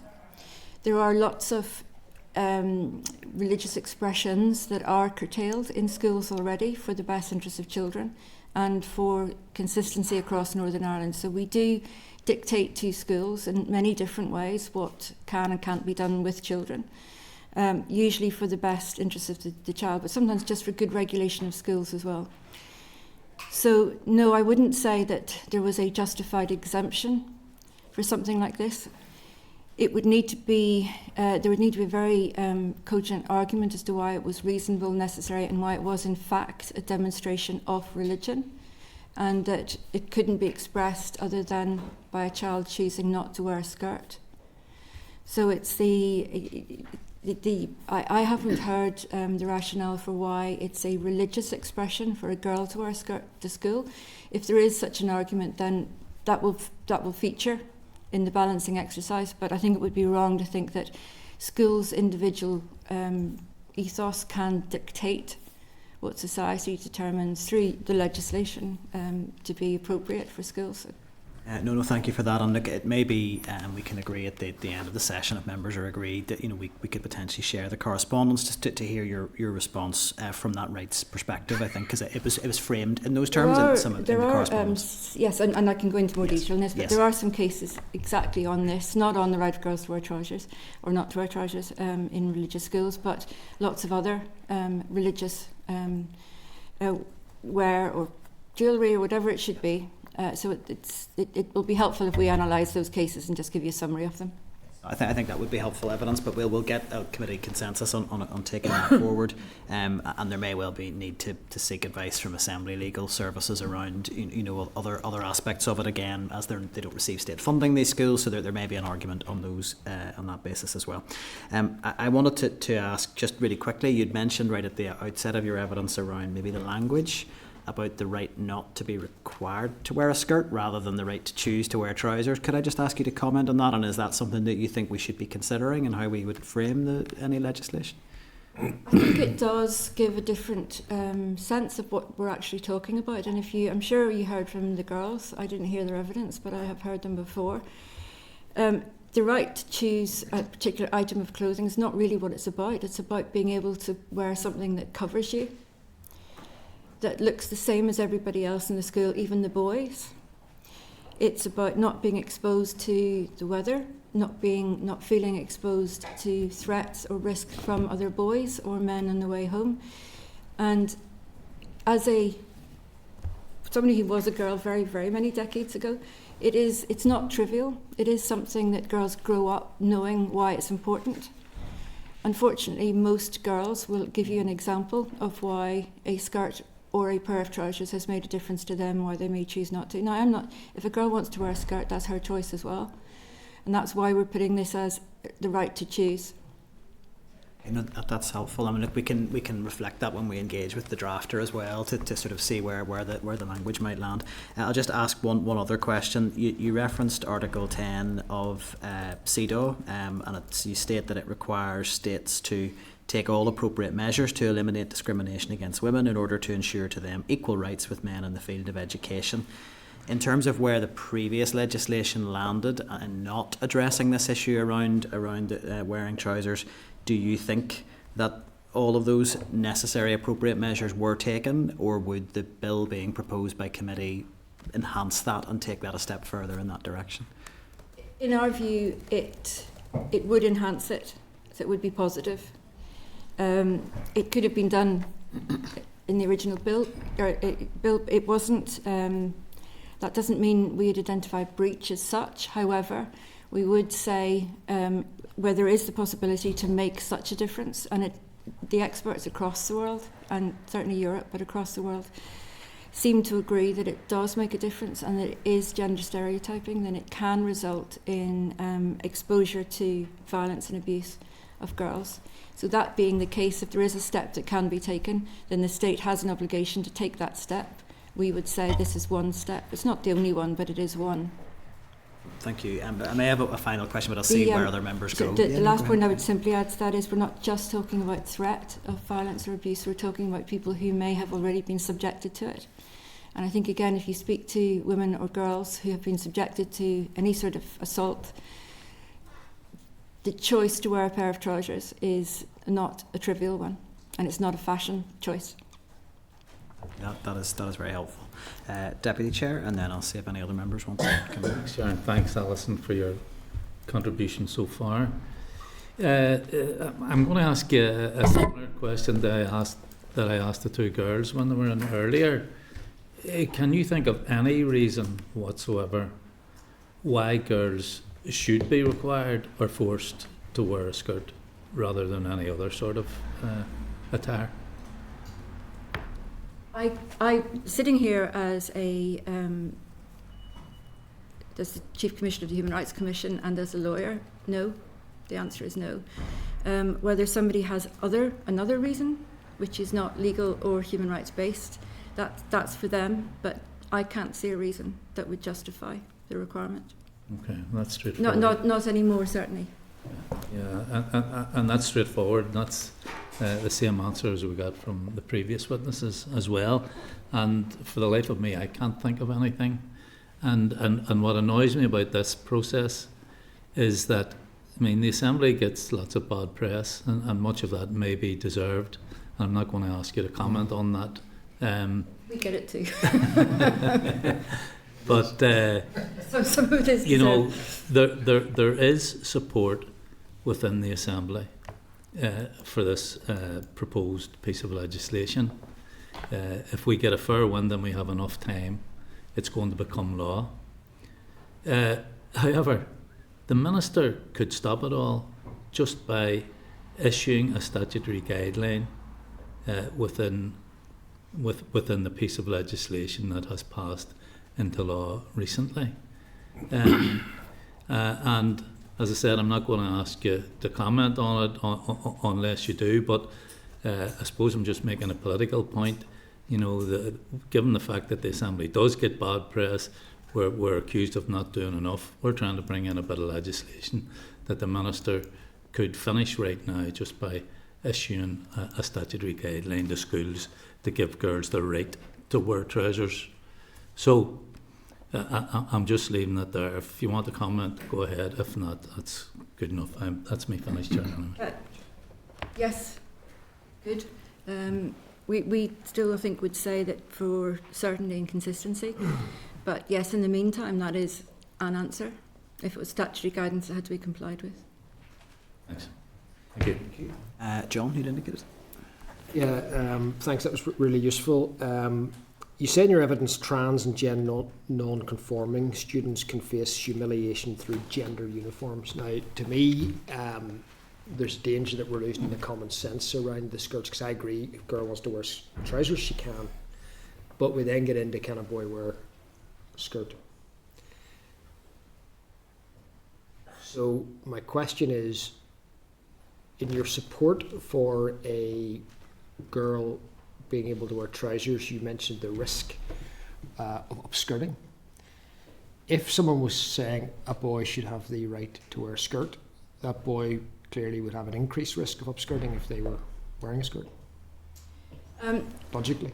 Well, we're not calling for boys to be allowed to wear skirts at school. There is a lot of evidence that gender-neutral uniforms benefits everyone, not just trans or non-conforming children. But sadly, it is not, the risk to boys is simply not the same. And if the history is simply not the same. So, and if it ended up being the case that boys were at risk of upskirting, then we would probably be saying boys shouldn't be wearing skirts either, if that is magnifying the risk. Yeah. But it's that's we don't see that as being the issue here. And so we're not calling for it. There is going to come a point in time when wholly gender-neutral uniforms will be part of the course, I think, and that certainly seems to be the way it's working across GB and across other bits of Europe. We're not saying that. Or is that your own ideological view? Is that you give us a legal view, or is that just your view of politics? No, what I'm saying is it seems likely, because that is the direction of travel. More and more schools, from right back to about 2016, UK schools were, a lot of them, state schools were mandating gender-neutral uniforms. They're more and more taking that up. So I simply make the statement that it is likely that that is where it's going to go. But that's not, as I said in my opening, we're not telling anybody that that is, at the minute, the standard that has to be complied with. And I just, one observation and one final question. And I think some of the talk about gender neutral and all these other things has actually built up an hostility in some to what is this very straightforward proposal that all girls, just like women in the workplace, can wear trousers. Because we would be aghast if someone said a woman has to come to work and wear a dress or a skirt. I mean, it just wouldn't be accepted. So I just think we can sometimes lose the common sense argument for that when we start getting into this gender neutral thing. But we can't pretend that there are not transgender or gender neutral people. And we can't pretend that there aren't children at school who are expressing that to teachers. We can't, the Gender Recognition Act, long before my time as Chief Commissioner, which gives a person a right to change their identity for all purposes, for all legal purposes. So this is not a construction of mine or ours. This is about recognising that people come in very many different forms. And if something as simple as wearing trousers, which you say you accept would help girls, or at least girls should be allowed to choose, then if it also helps trans and non-binary children, what's the harm in that? And I think the very nature of this argument proves the point in a sense, because it proves that skirts are gendered. They are about girls. They are about telling that girls dress a certain way, that they aren't supposed to do physical activity in the same way, that modesty, not showing a silhouette, which is what used to be the reason many, many years ago was long skirts. You know, so it's times will change. Not for me. We're not pressing on that, but we're saying it is a fact that transgender non-conforming children are expressing this stress and just think there's a common sense that people are at the minute which some of the bodies need to catch up with, but we'll agree to disagree on that. You mentioned about the risk of upskirting and taking a positive step to prevent that, which I agree with. Would you then be in support of the smartphone free school campaign and children not having access to phones in schools, because that would then prevent upstreaming like that? I could just ask for a brief response to that before we move on to the next member. member. That is a completely different thing. The same protection and what onus you would have. So, what's your view as the Chief Commissioner of the Northern? I don't have a view on that right. As the Chief Commissioner, because there is not a human rights standard that requires it. Because the violence and assault that is involved in that is not simply the fact that you have a phone in your hand. So, get rid of phones. You're still going to have, unfortunately, boys taking advantage of the fact that some of their girl colleagues are wearing skirts.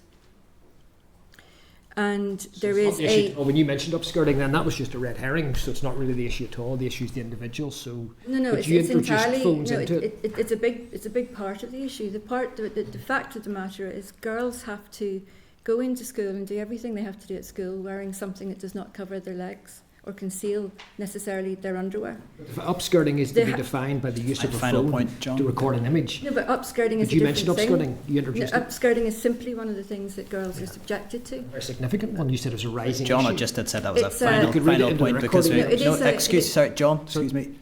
I'm Chair? chairing the meeting, Yes. so it's not for a member to put the hand up to say that your inquiry Okay, Chair, continues. that's fine. So we're well over time on the item, so it's just to give the Commissioner a final point to respond to, and then we'll move on. If something I said is to be misinterpreted, simply the upskirting is one of those things. It's one of the most obvious things I can point to. Wearing a skirt or wearing a pair of trousers makes a difference. Absolutely. As a matter of fact.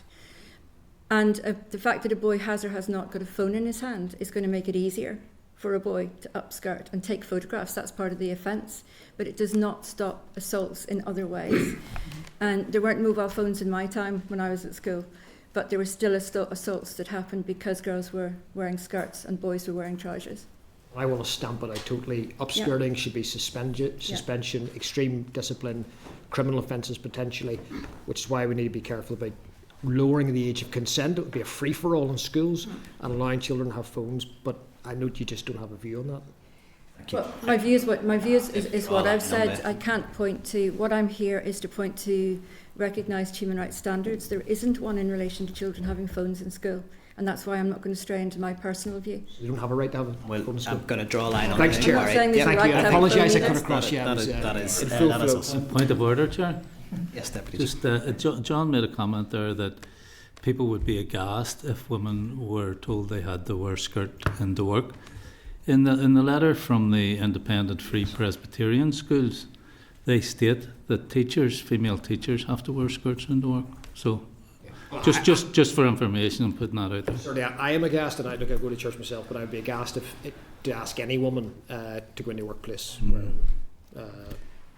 Just because you didn't know that, I thought it would. Yeah. let I'm you aware of know. some of the letter. Thank you, Deputy Chair. And if I could just remind, if we're going to conduct these meetings in good order, if I am asking a member to draw remarks to a close, it's not appropriate to raise your hand to say I'm going to continue speaking. That's not about It was an inadvertence, Chair. trying to exert Humbly control. It's just apologise. about to make sure we can maintain good order in the meeting. Peter, you're next. Thank you, Chair. Thank you for coming along, folks. I'm not going to get into the debate about particularly trousers and whether people should be wearing them or not, but I'm going to take you to a bit of your evidence, which John actually started off with there. To the bottom of page 3, it says, research also indicates that school uniform policies have separate rules for boys and girls and can reinforce gender stereotypes, leaving transgender, gender and non-conforming children more vulnerable to bullying, stress and anxiety. So I don't want to even get into the aspects of that, but you've said that in your evidence. Are you happy enough to stand by that? Yeah, just looking at the bottom of that page. Whether it's the letter or the previous written submission we did. Right. But it's the most recent letter. It is. Yeah. Happy enough? Okay. So you made that contention. You actually reinforced it twice to John on the way through there, but there's a lot of evidence and it's a fact. At the bottom of that page is a reference. It's reference 13. It takes you to the Northern Ireland Assembly Raise paper. You'll not have it in front of you, but I have a copy here. I'll just read it out for you. It's NIAR 158/21, and the piece that you cited here is in this. It's paragraph on the impact of school uniform policies on transgender children and gender non-conforming youth. And the researcher cited a paper to come to those conclusions. And it's a paper by McBride and Schubaltz, well known to this committee. It's called Living a Fairy Tale, the experiences of transgender and gender non-conforming youth in Northern Ireland. You okay so far? Happy enough? So, I have the paper here. This is the paper by Schubaltz and McBride, which you based your initial statement on. It's a 14-page academic paper based on the experiences of transgender children. Just for context, whenever a survey is done to get reliable and valid data in Northern Ireland, if it was Lucid Talk, they'd be looking at a survey between 1,000 and 3,000 people. Commissioner, do you know how many people this academic research was based on, which then you based your contention in your paper, your evidence to us? We don't base our contention on that, and if I had never read that piece of research, I would be saying the same thing to you today. Exactly the same thing, based upon the analysis of the ECHR and other international treaties, and also many other reports and evidence from people who know more about what trans people think than I do. Yeah, it's not how you cited it. It's pretty clear in our evidence that you based that statement. I can read it to you again. It's no, I reference what is yeah. in there is that it's referenced. Yeah. And it is a reference. Yeah. I'm not which is where you got it from. And I've taken you through the stages by which this evidence has been created, which you made your statement on. Can I ask you again, how many people were surveyed, you think, in this academic paper? Have you got any idea? Do you want to have a guess for me? I have no idea. And Okay. I'm here to assist on the human rights compliance of this piece of legislation, not on what is appearing to me to be a wholly different issue. Well, what we do is reference. You can speak to. Well, you asked me about this particular piece of research. We don't base our evidence on that. So if you want to scratch that out as a reference, what we say will be exactly the same. It happens to be a place where one can see that reference is made. Okay.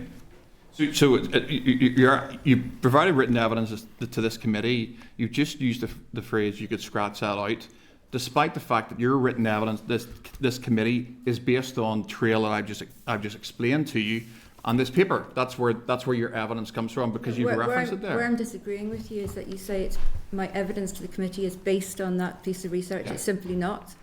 What I'm saying is, if we took that piece of research out of the equation, we would still be saying exactly the same thing based on the human rights standards and the case law to date. Right. I can't take it any further than that. Well, I find that astounding, that you're somehow backpedaling on this. Look, I'll give you the answer. It was 5. But perhaps no. But if I am here, and bear in mind we're here to give assistance, not to be held to account. It doesn't seem.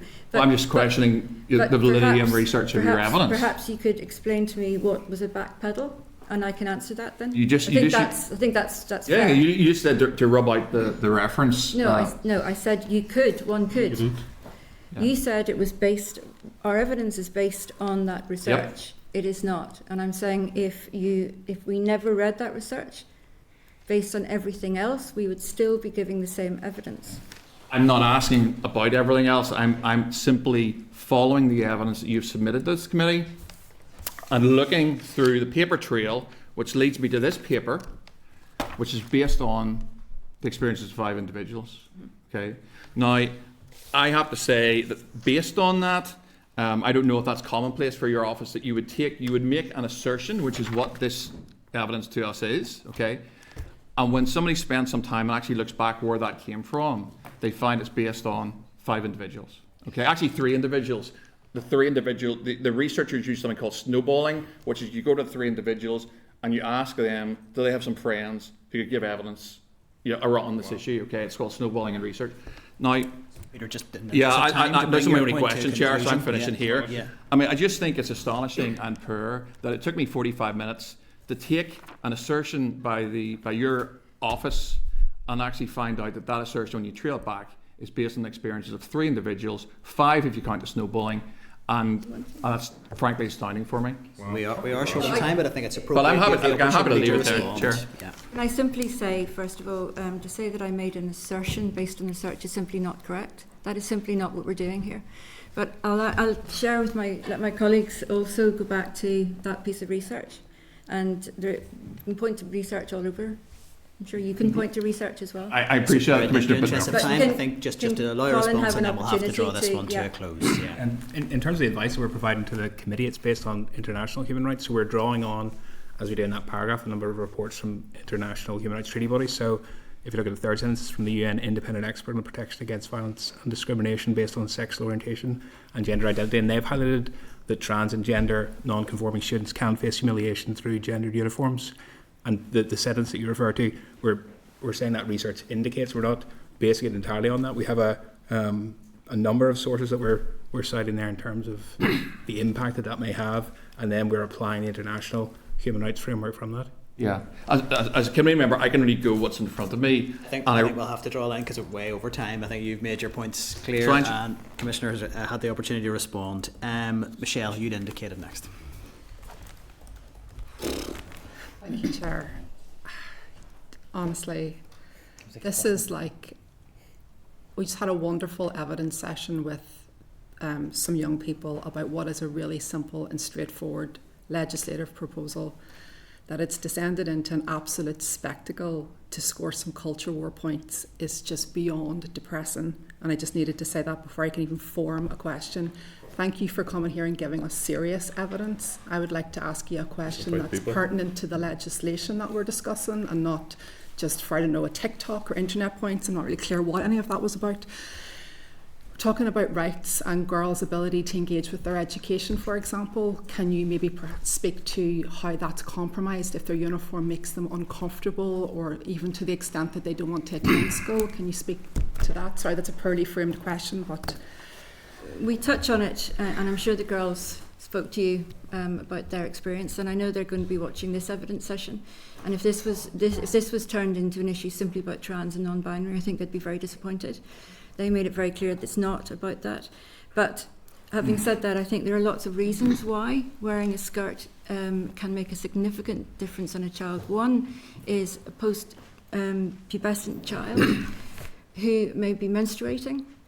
Now, I can spare you the graphics of that, but I don't know any boys who understand what a difference that could make because they've never had to. And if girls and women are telling you, the vast majority are telling you that it makes a difference, that it is a very difficult thing to manage if you're wearing a skirt, then I would simply take their word for it. I'm not going to ask them to prove to me what it is, or I'm not going to use today to go into the graphics of that. I don't think it's appropriate. Playing, I remember also, and I'm sure, and I know the girls said something along these lines to you, in the playground, playing in the playground, doing cartwheels, playing rounders, all sorts of things that we couldn't do because it was immodest. No boy was at risk of being immodest because they were wearing trousers. The way we scat in school in the classroom as well. And I'm talking personally because I happen to have a personal experience of wearing skirts to school. My personal experience is not the be all and end all, it's the standards, but the standards align with also personal experience. There are all sorts of reasons why girls simply want to cover themselves and don't want to have to be exposed. And the question is, why should a girl expose her legs and not have the protection of a pair of trousers, which covers everything, should she choose? And I don't know what the answer to that is. Can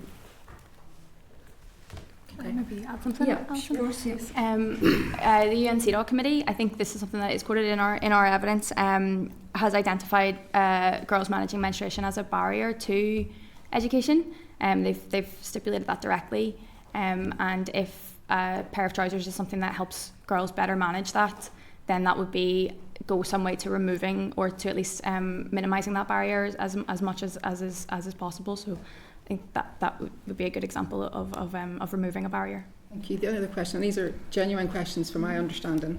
I asked the same question to the Northern Ireland Children Commissioner. If there's a rights engagement here, or a breach of rights as such in any of this, is there any action that you can take on that front if we're not able to legislate for this, if we run out of time?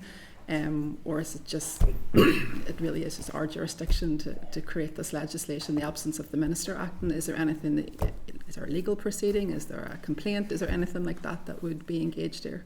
So I'd have to return to the me being asked to give evidence for assistance as the Chief Commissioner.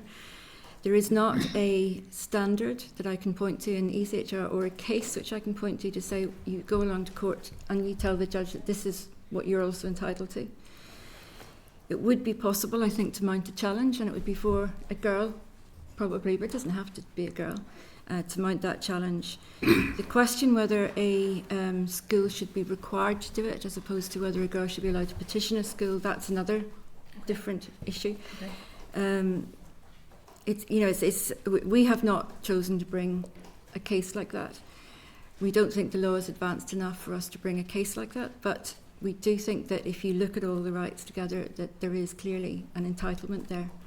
But breach and proving a breach and getting a remedy, they're much more technical things than just applying a right standard to it. Okay. Thank you. Appreciate the clarity.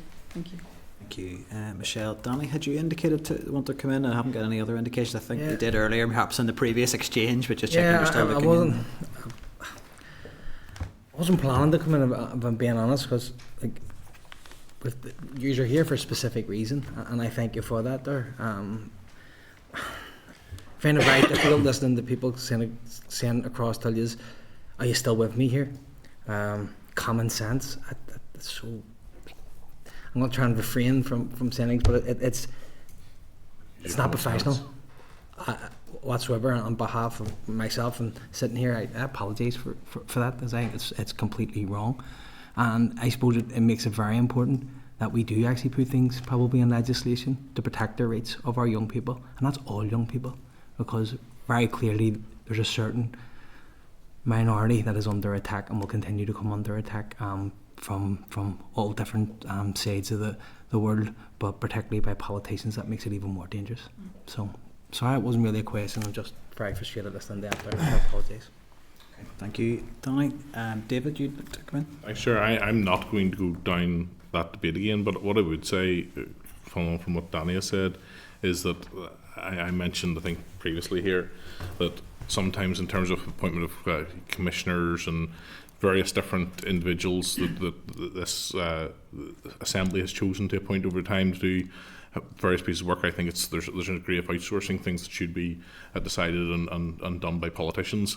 And whenever such people in grand offices come before us, they're usually given a significant amount of weight, and maybe that's not undue, but I think it's not inappropriate that whenever evidence comes before us with references, that academic references seem to be referenced not by us but by those who are coming before us through their own choice to reference that, that it's right that there is accountability, that shows... You smirked and said, are you still with me? I just threw the chair, please. Sorry, but it's terrible behaviour. I know that Danny would never laugh or smirk during this committee.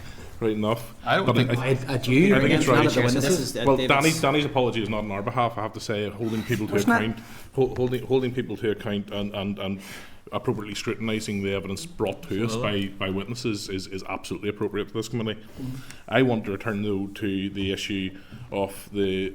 Well, it wasn't something I was planning to discuss in one of the sessions, but in terms of the ask for an exemption from the independent Christian schools, would there be an acceptance that there's a very small number of independent Christian schools in Northern Ireland, independent schools in general, would there be an acceptance that those who choose to send their children to those schools broadly align, in fact very much align, with the ethos of those schools and of the church that's associated with it? I mean, I say this, and I declare an interest. I'm not a Free P, but there's a member of my wife's family would be employed by the Free Presbyterian Church, so I will put that on record.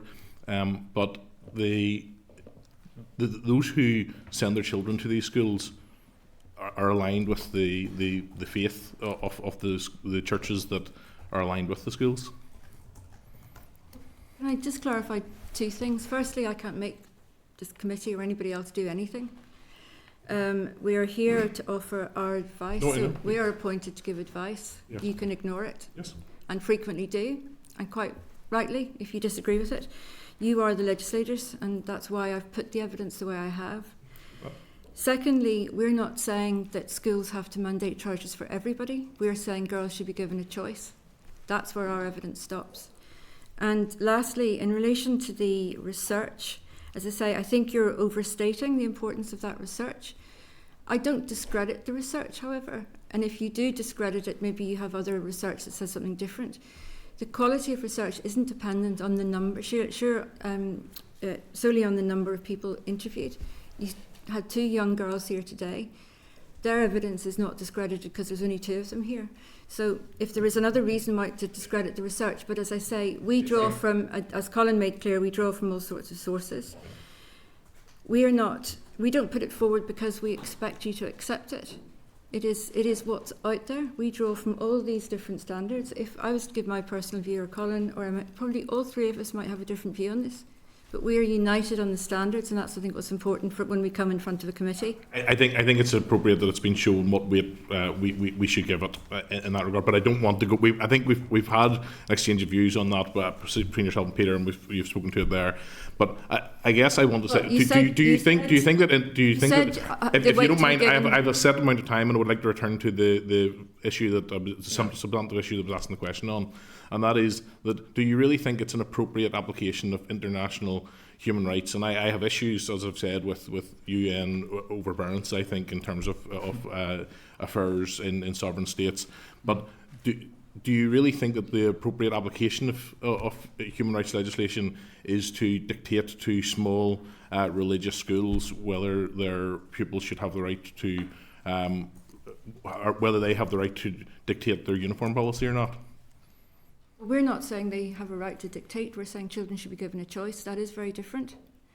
You were giving advice that you didn't think that an exemption would be appropriate. I said if once you make the decision that it is a right thing to do, then it's difficult to justify an exemption. I also said you also said that you don't think that it's a human right. It's not something that is a human right currently. No, is that right? Do you think Commissioner hadn't quite finished her point? I think you'd asked a question. It's appropriate to hear the answer as well. Yeah, I do think if you're going to parse what I say and put together a few words rather than sentences, then you've got to let me return to it, because that is not what I said. That is not the full nature of what we were saying. What we were saying is that there would have to be arguments as to why certain schools should have exemptions. Otherwise, why do we regulate anything to do with schools, provision of or care of children? The fact is that some of it is regulated for the best interest of the child. Take international standards out of the equation if you wish. The Children's Order, which has been around a lot longer, also requires best interest of the child to be put first. So you weigh up all these things, and that was exactly what I said. I invited a balancing exercise to be conducted for Presbyterian schools to explain why it was important to them. I also said that the Commission would, if necessary, and if it was brought to us, support their right to freedom of expression of religion. However, I'm not, in this particular instance, I would have to see evidence before we expressed our view on whether or not that was justified. And we can come to an agreement if we're content to seek further evidence on that. David, do you have anything to add? We're over time, so it wouldn't be time for a further question. Thank you. Okay. Any other indications at this stage? Just make an observation, Chair, if that's okay. Yeah, I just think it is entirely right that there is probing and scrutinising in this institution and in these committees. And I do distance myself from those who don't want us to ask tough probing questions. I'm certainly glad to know that there's only 5 people involved in that, because that informs me about the weight that I can attach to it. That's just objective decision making. And I think it should have been flagged that it was such a tiny number, because we're not presenting that as the lived experience of 2 witnesses. It was presented as a research paper, and if you look at the definition of research, it's very clear. But I'm not going to. I think we have rehearsed this issue in quite some detail. I would like to go back to clarify what we said and what we rely on as our evidence. I think it's entirely appropriate you get the right of clarification, but I think may I other also than just that, respond to one last point? Yes. We do not object to. I didn't have to come here. None of us did. We came here hoping that we could answer your questions and to be here and be questioned by you and for you to disagree with us. That's why we came here. We are scrutinised by the Assembly. I'm answerable to Westminster, appointed by the Secretary of State, and I'm scrutinised regularly there as well and through their committee. So it's not a lack of scrutiny. I don't disagree with your right to say anything you say, but what I would ask is that when we do come here, that the questions are asked based on what we've actually said rather than on what we think we may have said. Sure. I read out to the witness what they said. They sent it to us in written evidence. Peter, if I could just come in, I think we have a lot of back and forth on one particular issue, which I think is quite on the periphery of what the committee's trying to do in terms of its bill. So I don't want to take up a huge amount of time with anything further on that. I think it's appropriate you have a short right of response, and then I will draw this particular issue to a close. Well, I'll only take a short time. I mean, Alison's just said, I read out to her what was submitted in written evidence to this committee, and in answer to Danny, at no point, it wouldn't have mattered what the issue was, Danny. Are you still with me? It wouldn't have mattered what the issue was. You're framing it in a certain way. It could have been any issue. My my issue here was the fact that a statement had been made, presented in evidence, and when you drill down 2 levels, it was based on 3 individuals, and it wasn't represented as such. And it was nothing about what the people were involved in the research. I'm just making a fact. I will go back and watch how you did it. I'm going to draw that to a close. The Deputy Chair's looking to. Is this on another issue, Deputy Chair? I'm not really. It's just I'm a not quick. much It's interested in a quick relitigating this matter observation. again. A quick observation that we're here to discuss proposed legislation about giving girls the right to wear trousers or the right not to wear skirts, whichever way we end up framing that. But I mean, the debate has gone off on a tangent, and I've said it before and I'm saying it again. I don't understand unionism's obsession with transgender young people and boys wearing skirts. I just don't understand what that is about.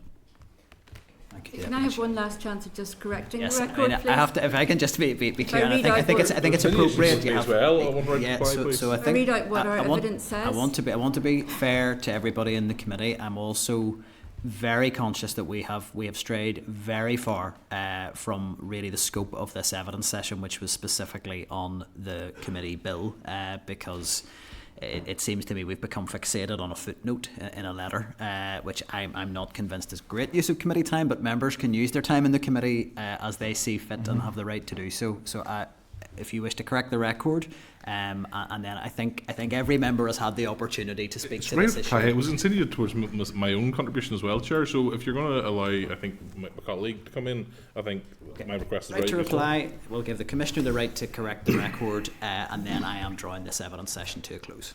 It was simply to say that there are lots of sentences in between what was quoted at me, one of which is research also indicates school uniform policies that have separate rules for boys and girls can reinforce negative gender stereotypes while leaving transgender and gender non-conforming children more vulnerable to bullying, stress and anxiety. The footnote is Northern Ireland Assembly 2021 Research and Information Service Briefing Paper, School Uniforms, Cost, Gender and Behavioural Considerations. Thank you. And David, again, and I would ask for to be brief. Yes, it's not even on the issue that Peter raised. It's the whole point of my question around the independent Christian schools. When I feel that the Commissioner was suggesting I was putting words in her mouth, was to allow her to articulate what she believed around that and how that should be used. That's the whole point of the evidence session, where I'm asking you a question, and I get that passions were raised, but there was no attempt to try and infer that she was saying something that she wasn't. It was a question to allow you to articulate that, and I think that's what we're here for. Again, by way of clarification, my passions are not raised. I think this is a very professional, important debate for us to have, and I'll stay here as long as it takes and answer any question that is put to me. I didn't suggest you were putting words in my mouth. What I was suggesting was, when you're asking me about things we've said, sometimes it needs to be the full context of what I've said, not just bits of it. So I'm not suggesting you were being dishonest in any way at all. I'm saying you were giving me bits of what I said which lacked the context and the full sentence. I hope you had the opportunity to articulate the bits that you felt like left out. I absolutely did, yes, and I thank you for allowing me to do that. Thank you for your evidence. We will make a decision collectively as a committee in relation to follow up around the issue in relation to independent schools. I'd like to put on record my thanks for the work you do and for the evidence provided today. It's been very helpful. Thank you. Thank you. Okay. Thank you all for your time. Thank you. Nice to see you again. Appreciated. So, for your on that professional- basis, as the witnesses are just making their way out, there has been the issue in relation to the correspondence received from the Free Presbyterian Church in relation to the committee bill. I would suggest that when we come to deal with that matter at correspondence, it may well be appropriate for us to engage Assembly Legal Services on that, because I think there are wider legal considerations beyond the human rights considerations to be looked at there. But I consider it would be appropriate to give the Human Rights Commission the opportunity to respond to those concerns, so that we can take the matter in the round and consider it from all appropriate angles. So I would be suggesting we would wish to share that letter with the Human Rights Commissioner and to receive their response to it, because I think they were being asked to respond to it without having full sight of the correspondence. If members are agreed. Agreed. Okay. Any other issues arising from that briefing other than it being added to the evidence for the committee bill? No. Okay. So that takes us on to the next item on the agenda, and that's item 8, and that is the General Teaching Council Bill. So we have Bill Clark here in the room should we need to consult, and also in terms of some other members of the committee, Clark and the team, if should we need to do any further exploration of any of these issues. But at this stage I'm just going to draw members' attention to the memo from the committee clerk at page 47, a summary of the written evidence received in relation to the bill at page 58 of your pack, and submissions on the bill, which is contained at pages 104 to 156. So I'm going to let the clerk speak to this item just to sort of set out where we're at in terms of the committee stage on the General Teaching Council bill. But I think really the intention of getting all of the evidence into your packs today at this stage is really to first of all see if there are any particular comments that members wish to make about any of the evidence we've heard up to this point. But I think specifically, and we may take some of this in closed session if there is an appetite to have a conversation on it, it is to get a sense as to whether there are any issues where members are interested in bringing forward any amendments, and if we do move into that space, we would take that in closed session, really on the basis that we have the departmental bill team presenting to us next week in relation to a range of scrutiny points that were highlighted with them. So I think it would be appropriate if there is appetite for committee amendment that we are ready and prepared for that, rather than going into that session blind. So I'll ask the clerk just to speak to the item, and then if we do need to move into closed session for any further discussion, we can do so. Certainly, Chair. So this is bringing together of the survey results and the more extensive written responses received from members of the public, and particularly the unions in education on General Teaching Council. This is, I suppose, an education-specific body that isn't really as public-facing. So you would expect, as you would expect, it's mostly the unions who have responded. And there is nuance, so the committee had heard in oral evidence at the beginning of the process, and some very clear lines were drawn by that set of witnesses. So there's variation if you look into these papers between the positions, but there's common ground as well. And that's for that reason, it will be interesting for the committee to consider whether they want to make amendments together, or whether they wish to propose them via the bill office directly. But we have an opportunity to consider that today. So the committee received only 9 written responses to its call for evidence, probably because it is such a niche organisation that's the subject of this bill, and that's via Citizen Space, and as I said, via direct submissions to the committee inbox. I would highlight that the committee also sought evidence from the Commissioner for Public Appointments, and that was on the basis that several members referred to that body in the second stage debate in the Chamber on the principles of the bill. And that submission doesn't go into the provisions of the bill, it really just describes the remit of the Commissioner. So it may be that members would wish to ask specific questions about the provisions of the bill which relate to public appointments, and perhaps that will elicit a little bit more information from that witness. So there's a table appended to the main memo in your packs, and that provides an overview of the views on some suggested actions. And that is then to be compiled with the existing table of issues that you've already been looking at in your bill folder for this bill. Representation of the teaching profession in clause 1 is one of the main issues raised by respondents, and consultation with the profession, mandating publication of all rules, introducing a review mechanism, and clarifying limits on delegated powers. The committee will recall that already the bill team has been asked to reply to a lot of scrutiny points on those issues, and next week we'll present, so they won't give a briefing paper. They'll come along with their answers to both the raised scrutiny points that were brought up and the Examiner for Statutory Rules points on the regulation making powers of the bill.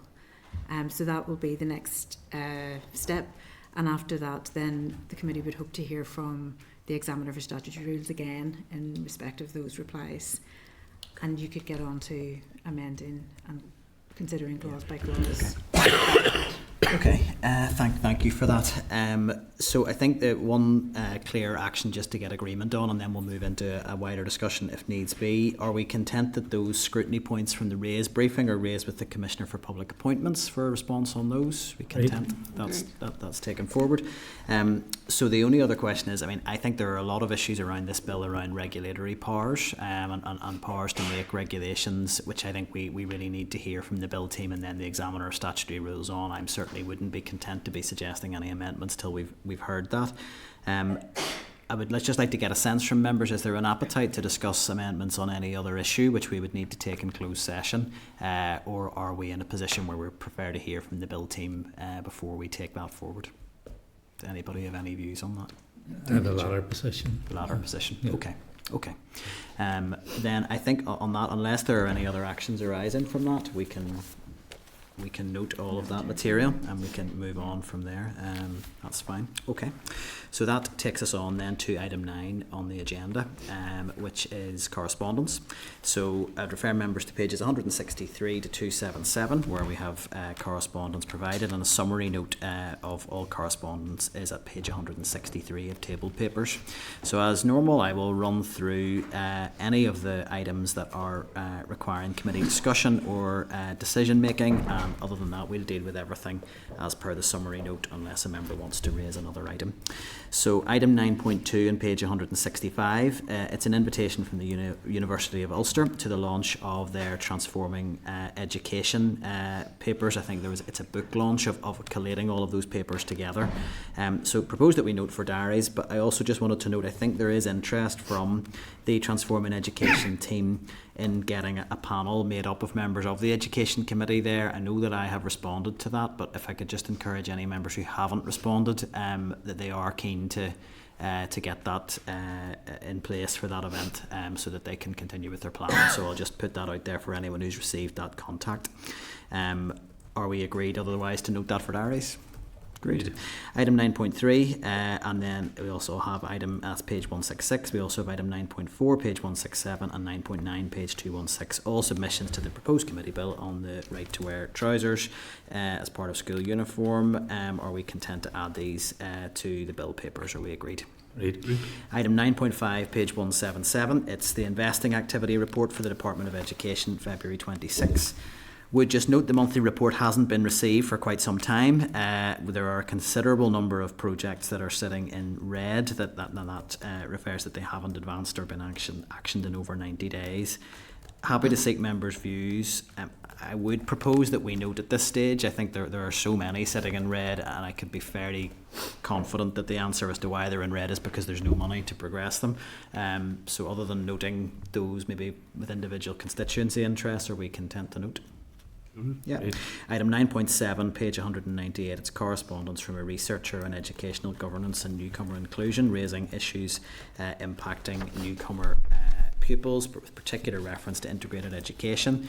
I'm going to propose that we note we are likely to have a briefing on integrated education issues arising from the Minister's recent policy announcement if members want to note it for that purpose. Are we agreed? Item 9.8, page 214, it's a response from the Minister of Health on the regulation of private tutoring. Are members content to share that response with the individual who raised it with us initially? Are we agreed? Agreed. Item 9.10, page 218, it's a response from the Minister of Health on clean air in schools. Also, are we content to share that response with the individual who had raised those issues with us? Are we agreed? Agreed. Item 9.11, page 220, it's correspondence from the Committee for Finance on the 25-26 public expenditure outrun and forecast outrun. So happy to hear members' views on this, and I know a lot of this is now largely closed as the budget was agreed for 25-26. But there were a couple of things I wanted just to highlight that I would like to get some clarity on, and I'm happy for members to raise anything else. There is reference in there in relation to the overspend, 1.3 million of pressures within SIA. That wasn't something that I had particularly been aware of before, and I'm not quite sure what it relates to, so I'd be keen to understand what those pressures of quite a significant amount are. And SIA is not an organisation that carries a huge budget, so I'd like to understand what those pressures are. And I would also want to just highlight that there is reference to 6.9 million of pressures in the EA having been eased, and an additional 3 million of savings being found from the EA budget. Again, it's been highlighted quite consistently that the EA's main pressures are all in the realm of staff, and that everything else is direct operational delivery. So if there's been guts of 10 million pressures that have been dealt with in some way, I'd be keen to know how and what those relate to. If members are agreed, we seek some clarity. Is there anything else in that correspondence that anyone wants to highlight or seek any clarity on? Other than that, then, are we agreed on those items for clarity with the department? Agreed. Item 9.12, page 266. It's a response from the Minister of Education on the independent review of teacher workload. The Minister indicates that officials are reviewing the recommendations, and those with no negative or manageable impacts will be implemented as soon as possible. And members will recall we had asked if there were any items that had been identified where action could be taken forward in the short term by the department. The Minister goes on to say that those requiring additional resources will be incorporated into a detailed action plan due in April 2026, so obviously we will await that. There is also a reference to the department continuing to engage with the NAHT through the Teachers Negotiating Committee in relation to the industrial dispute. I just wanted to note that when the NAHT had confirmed they were moving into an industrial dispute, I think they actually highlighted today as the deadline that they required the department to have provided a response and a proposed resolution to their issues, at which point they would be potentially moving to balloting for industrial action. So I would like to suggest we do write to the NAHT to confirm what direct correspondence they have had from the department, whether any of that constitutes even a pathway to a satisfactory resolution, and if we are looking at a scenario of potential balloting on an industrial action, if members are agreed. Agreed. It is a very significant issue in the system if that was the direction of travel that we went in, so I think it's important we're kept up to date on that. Item 9.16, page 3 of tabled papers. It's an update from the EA on action it has taken to reduce taxi expenditure. I would be content to note, other than just to say it does appear that there is, the EA seem confident there is scope for further savings in that space, and I would be content to see what comes forward on that. Were you looking to come in, Deputy Chair? No. No other indications. We agree to note. And then item 9.17 on page 6 of tabled papers, it's correspondence from the Department of Education, and it's just that oral statement from the Minister of Education on the future of SIA, GCSE, AS and A-level qualifications. Now this got a good run out in the chamber and across the airwaves over the last number of days, so I did just want to open it up if members had anything to add. We had an evidence session on these proposals from the department recently, but if there's anything members want to add other than noting, Deputy Chair. Yeah, Chair. I mean, we certainly had an outing on it yesterday. I'm not sure we got answers from the Minister in regard to some of the points he made, because he majored heavily on the issue of anxiety and mental health issues among young people because of the stress leading up to exams and so on. But he was asked by at least 3 members about anxiety and mental health issues with young people aged 10 and 11 who are doing the academic selection test or facing into it, and we got no answer whatsoever. And I made a point of order at the end, which of course was ignored. But and the other point is this issue of evidence. You know, on the issue of the managing authority for the controlled sector, when I asked the Minister for evidence to support his assertion that the creation of a managing authority for the controlled sector would improve educational outcomes, he directed me to the consultation responses as evidence. Of course, it isn't evidence, but the Minister says it's evidence. But when it comes to the consultation responses around AS levels, that's sort of advisory. It's not evidence, and the minister can disregard it as he chooses. I don't know. I'm not really making a proposal, rather than just highlighting those contradictions that exist within the department, and particularly when the minister is articulating his views about these issues. Sure. Are you Deputy Chair yet, Peter? Yep. Thanks. Again, we're not here to speak for the minister, but picking up on some of the things the Deputy Chair said. Going to, anyway? Definitely not. I don't get paid that money. I think the changes around AS, I think the minister's pretty clear. It's about reducing the amount of testing, and it's not saying. And I completely see where the Deputy Chair is going in terms of the test at P7. However, children will be tested in school. We all accept that. There's no question. No one's going to sit in this committee and say, well, children aren't going to be tested. They are going to be tested. I think the part of the raison d'etre for what the minister is doing is about reducing that testing. And clearly, he cited figures around the amount of resits that were being done around AS, the change in grades, the fact that AS students were concentrating on that, but they had A2 to do, and so forth. So I suppose there's that aspect to it. In terms then of the evidence the Deputy Chair raised around the control sector grouping within EA and support required there, and the evidence that the Minister has or hasn't provided around that. I mean, I'd make a point that actually what he was citing, if I can remember him correctly in the Assembly, was he was saying that, lots of principals within the control sector had come to him and said, look, this would be incredibly helpful in terms of raising standards. CCMS have it, the integrated sector have it. The integrated sector don't have it. Well, the integrated sector have the IEF, and they don't have it. IEF's a charity. It's a charity which supports the integrated sector, integrated education fund.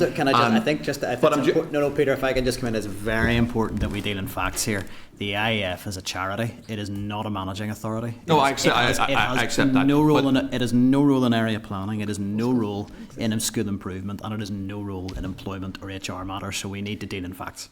And neither does the Irish medium sector have a managing authority. There are support mechanisms in place for a range of other sectors. And the Controlled Schools sector, Controlled Schools Support Council provides exactly those functions. So I think, again, we just need to be clear we're speaking about management authorities. I was just making the point, Chair, that the principals from that sector had gone back and made it absolutely clear that they welcomed this and they felt it would improve it. That was the evidence that the Minister was presenting. That's not evidence. Well, it's certainly view from senior professionals in the teaching area that they represent. Well, let them bring forward some evidence. Deputy Chair, I think we have strayed quite far from the item of correspondence, which was qualifications reform. That's okay. So if you want to bring it to conclusion, Danny, I think wanted to speak to qualifications reform. Just one final point on this, just for clarity. Those principals articulated their opinion in a consultation. That's not evidence. If they have evidence to support the hypothesis that the creation of a controlled sector managing authority will improve outcomes, let's look at the evidence. And I'm happy if there's evidence there, if it's robust evidence, I'm happy to support the proposal to set up a managing authority. So Danny, on qualifications reform, please. Thank you, Chair. And I suppose yesterday, even in that debate, I wouldn't call it a debate, only get one question at the Minister, but when he's referring back and forth, he corrected his own homework. He's given evidence, or he's saying it's evidence to answer us around what other jurisdictions are doing, but he's not telling the full truth in that either. And that's where the facts really matter. Any young person I have spoken to have said this is going to be detrimental to them. They are continuously tested anyway in secondary school. We all know that. But with one thing good about AS, it does give them an extra opportunity.